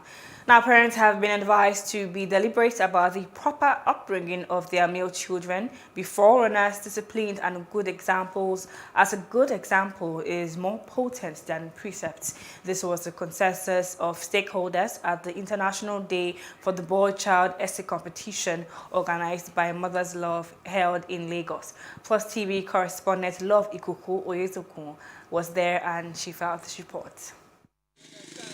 In most African societies, more women and girls receive attention and consideration than the boy child, and as a result, the neglected boy generally grows up to be a bigger danger to society than the girl. A Mother's Love initiative, AMLI, a social change initiative that campaigns for the overall well-being of the African child, is worried about the trend and its consequences on their well-being in adolescence and young adulthood. In the course of our project, The Hoary Child, which started about 6 years ago, we noticed that the boy child, a lot of the boys are not speaking. And this gave us a reason to say, okay, we need to talk about the boy child, because if the boy child is not doing well, it affects the family front. Hanatu Ewemadu decried the growing neglect of the boy child, saying that this adversely affects their well-being and consequently threatens their future. If we continue at this rate, it's going to be a huge problem, which we are already seeing right now. It's important for us to begin to speak about the boy child, to encourage our society to begin to see how we can encourage them, how we can embrace them, how we can lead them in the right direction. Panelists agree that the bulk of the work lies on the table of parents to ensure that the boy child grows up to become a societal blessing and not a curse. You have to be intentional about parenting. Children will be children, they will cry. They will manipulate. You have to understand your role. The Bible says, train up a child in the way he should go, and gives you a promise. When he is old, he will not depart from it. In our younger days, if you misbehaved and you were disciplined outside, you pray that the person doesn't know your parents, because once you're reported to your parents, that's double jeopardy, because you will be punished again back home. So societal influences have become one of the perhaps banes in the bringing up of children. To further amplify the campaign against the neglect of the boy child in Nigeria, AMLI created a platform for young boys to compete among themselves and to creatively render their insights on the topic that says the importance of a father and son relationship from the lens of the boy child. From Lagos, Love Ikuku Oyedoku, Plus TV News. With me in the studio to discuss the neglect of the boy child is the head of research and project of Mother's Love, Mr. Mohammed Ahmed Ademola. Thank you for joining us. Thank you for having me. Okay, so for my first question, the growing neglect has over the years had adverse effects on the well-being and future of male children. What do you think about this? What's your opinion on this? Okay, generally speaking, every child grows through developmental milestones. And across those developmental processes, there's interaction between nature and nurture, meaning the biological makeup of the child, the genetical makeup of the child, and the child's interaction with the environment. So when we come to talk about how the neglect of the boy child affects our well-being, we're talking about how parenting or caregiving or the roles of neighbors or the society has actually failed in grooming an ideal boy child. So, and as a child grows, before the age of 18, the child is still a full dependent, meaning he has to relate with resources around him for survival, and if a boy child is neglected, when a child is neglected, depending on the personality makeup, it's either the child displays internalizing behaviors or externalizing behaviors. When you find a boy child being too shy or withdrawn, the child is probably reacting to how he feels about his environment. If a child is being aggressive or a child is being destructive, it's also a form of response. It's, to certain deficiencies in his or her environment. So very importantly, a lot of studies have found the fact that parental neglect and the poor roles of caregivers have actually contributed to the poor well-being of the male child. And obviously the attendant consequences are the things we see in the society today, While growing up, let me just paint it this way. You want to bake a cake. You're meant to mix certain things together. And in the process, you probably do not do the mixing properly. Then you just push the paste into the oven at very high heat. So, what comes out? It becomes, burnt outside, and inside it's disintegrated. That's exactly what happens.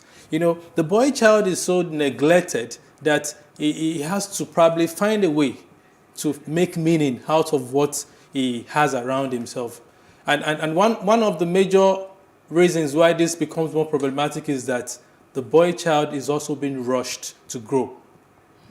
So in the process of rushing, he grows prematurely, and the society has expectations of him. His family has expectations of him. And because of the idea that a boy should be strong and how, he can't actually express himself. He can't even, a boy that doesn't even understand his own identity, that does not even know who he is, that has not found meaning or a space within his home or within his environment, it becomes a lot of problem. Speaking of family, how do you think that the father-son relationship can affect the life of a boy child? Thank you very much. That's a very good question. And that brings me to my concerns for the disintegration of the family system.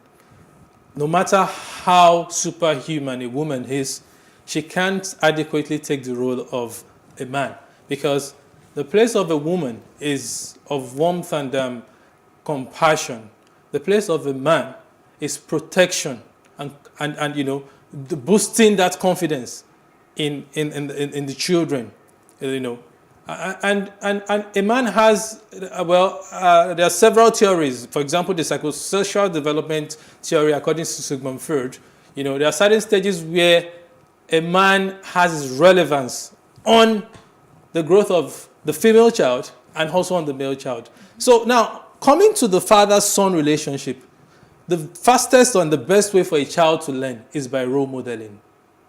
It's what a child sees those around him do that sinks into his repertoire, you know, his psyche as it grows.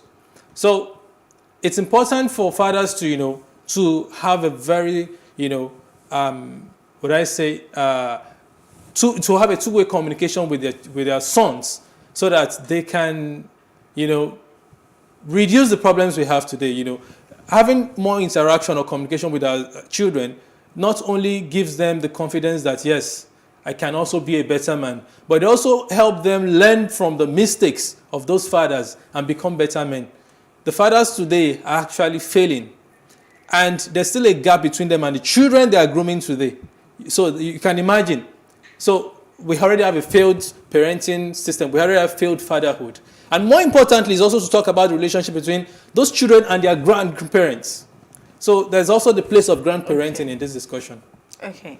So what is your advice for the boy child that feels neglected? Okay. For a boy child that feels neglected, there are several risk factors that are associated with this discussion. If it's a situation that is is outside the control of the boy child, for example, he has lost his father, or for some reasons it's a separate parenting situation, or we have a single mother, you know, where the father is totally absent. You know, we could have an absent father, we could have an uninvolved father, we could have a present but not an intentional father too, you know, and we could even have a present and intentional father but still has poor parenting practices, you know. So all these things have, you know, their attendant consequences. So for a boy that is struggling to find meaning, the first is to say that, you know, in those days, and which I still believe should be applicable now, it takes a society to raise a child.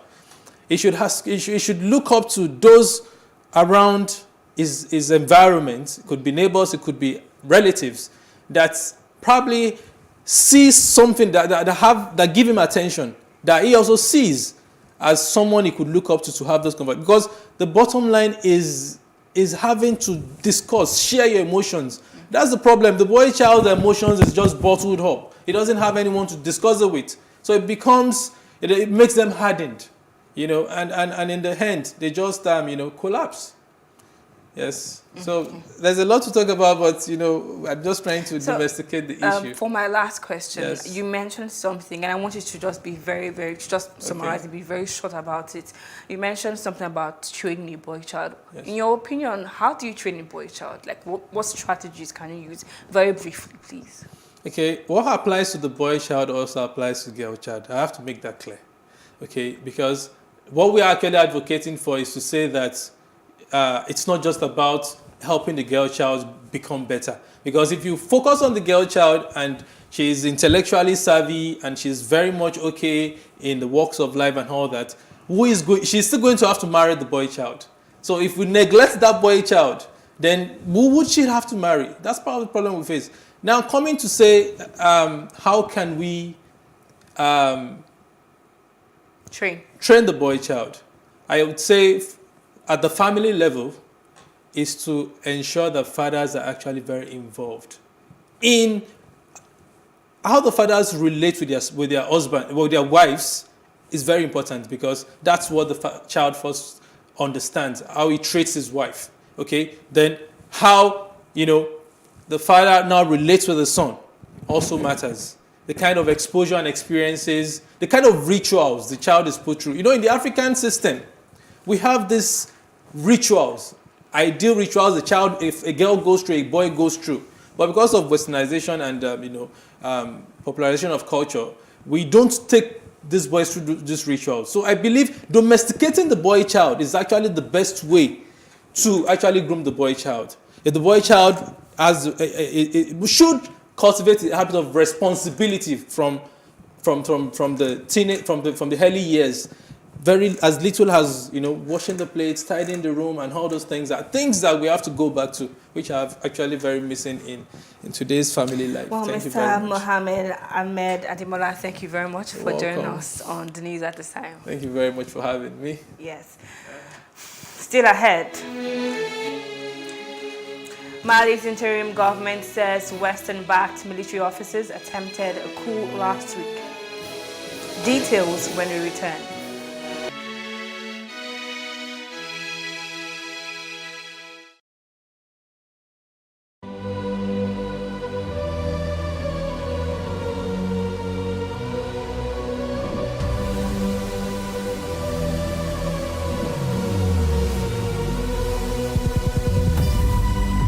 What we do not understand, we will stigmatize. What you can see is the remaining of the tanker that exploded. The suspect equally confessed.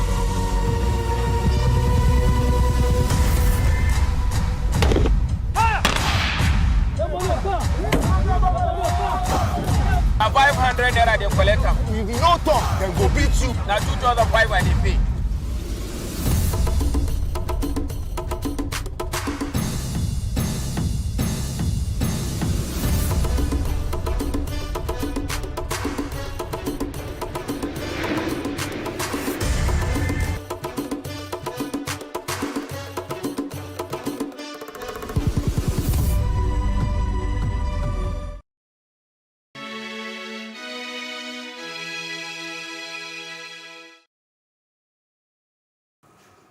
And in other parts of Africa, Mali's interim government has confirmed that the Western-backed military officers attempted a coup last week without providing details or evidence.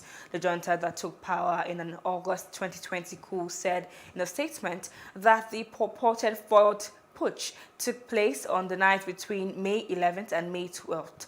Colonel Assimi Goïta is the leader of the Malian military junta. The accusation against Westerners marks a fresh low between Mali and its old international allies, who for a decade aided the West African nation in its fight against Islamist insurgents, but are withdrawing amid a sour political spat.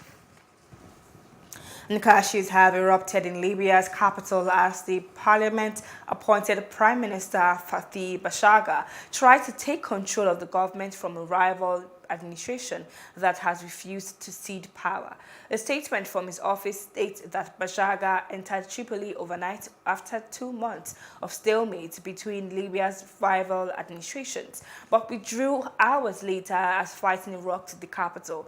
The crisis risks plunging Libya back into prolonged fighting after 2 years of comparative peace, or returning it to partition between the Eastern-backed government of Bashagha and the Tripoli administration under Abdulhamid al-Dibba.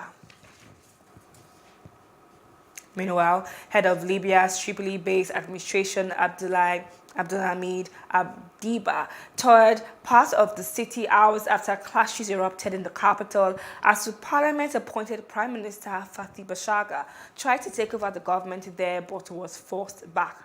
In central areas away from clashes on the northeast side of Tripoli, there was little evidence of military activity, with Dibba's government still in apparent control.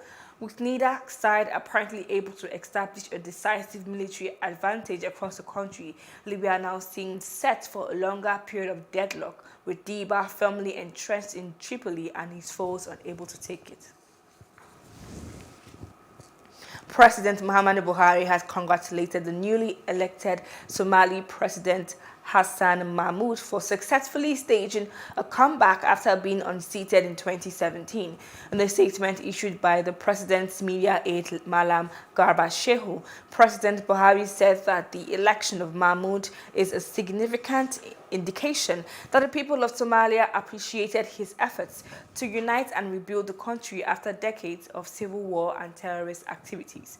The president commended the outgoing president Mohamed Abdullahi Farmajo for his swift acceptance of Mahmoud's victory, which inevitably would lead to a peaceful transition in the best interest of the people, and reassured the new Somali leader that Nigeria will continue its efforts for peacekeeping efforts in Somalia. South African former President Jacob Zuma's graft case has resumed.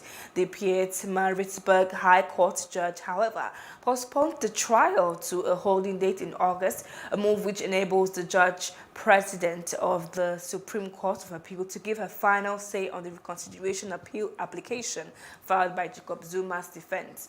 Despite the High Court and Supreme Court of Appeal dismissing their application in February, the former president's legal team later wrote to Judge Mandiza Maya. Zuma's defense has been pushing for the removal of Chief Prosecutor Billy Downer, accusing him of being biased. And observers have predicted that the presidential contest coming up in the Kenyan general election will be a fierce battle, as it would be a two-horse race between William Ruto and Raila Odinga, the Azimio la Umoja coalition nominee. Odinga has just lost an ally.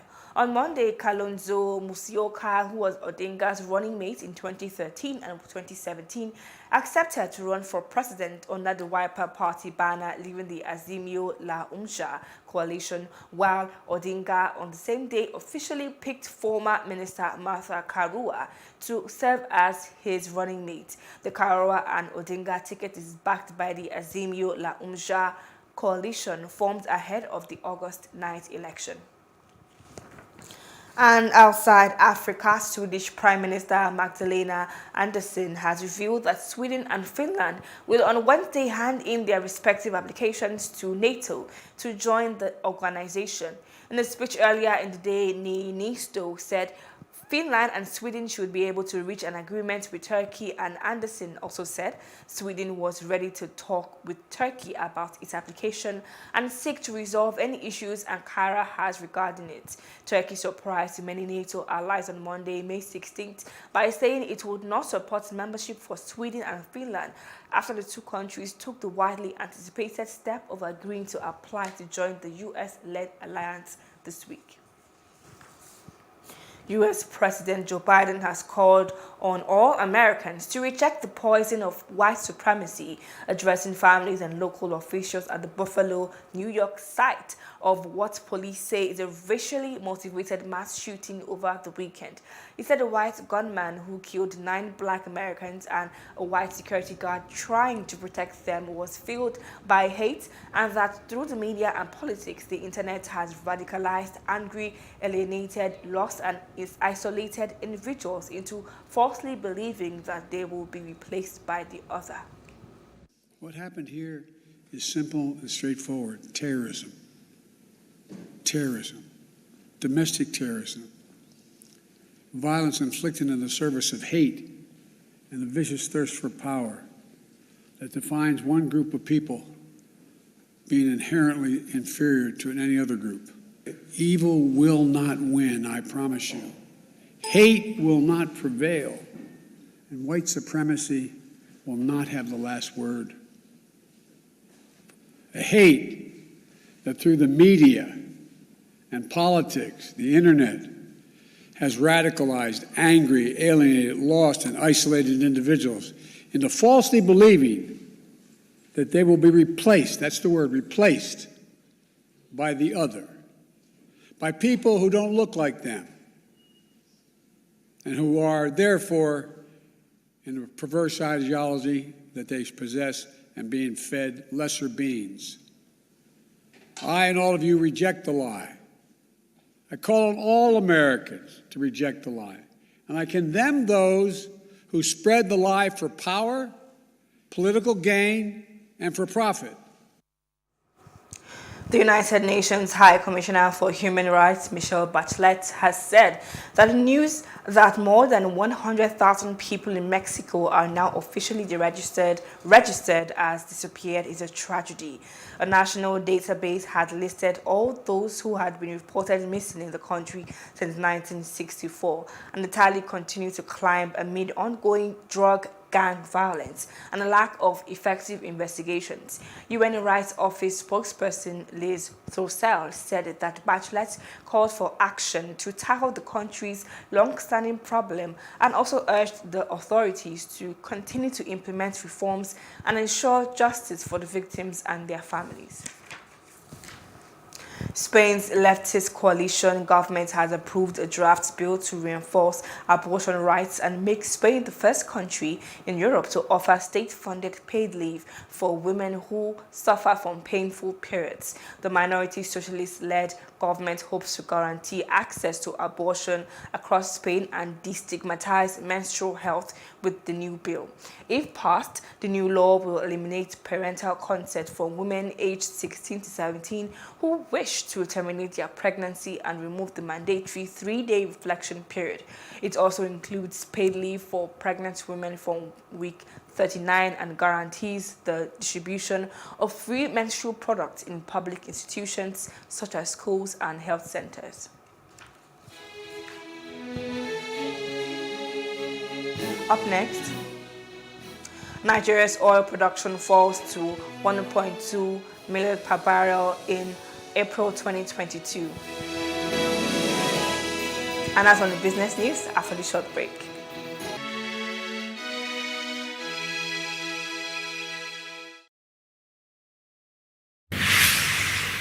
So what are the top decisions that the United States considers necessary that Nigeria must take?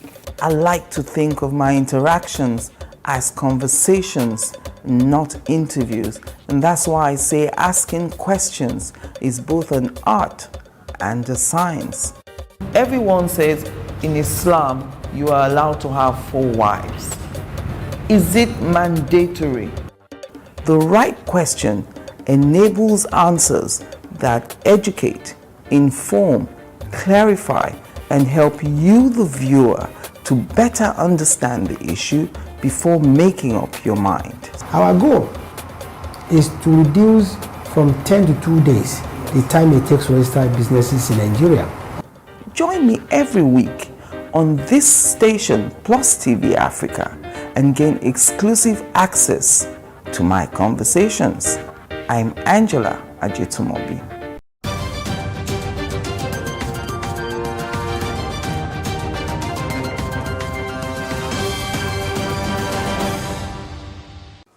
Nigeria's crude oil production fell to an average of 1.219 million barrels per day in April 2022, representing a 1.53% decline compared to 1.238 million barrels per day recorded in the previous month.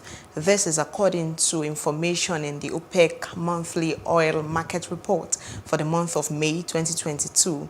OPEC had increased Nigeria's oil production quota earlier in the month from the 1.735 million barrels per day target approved in May 2022 to a new target of 1.772 million barrels per day for June 2022.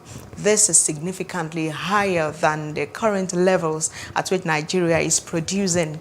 Meanwhile, the continuous decline in recent times has been attributed to oil theft, pipeline vandalism, and oil bunkering. Oil hit its largest in 7 weeks on Tuesday, supported by the European Union's ongoing push for a ban on Russia oil imports that would tighten supply as investors focused on higher demand from an easing of China's COVID lockdowns. EU foreign ministers failed on Monday in their effort to pressure Hungary to lift its veto on the proposed oil embargo.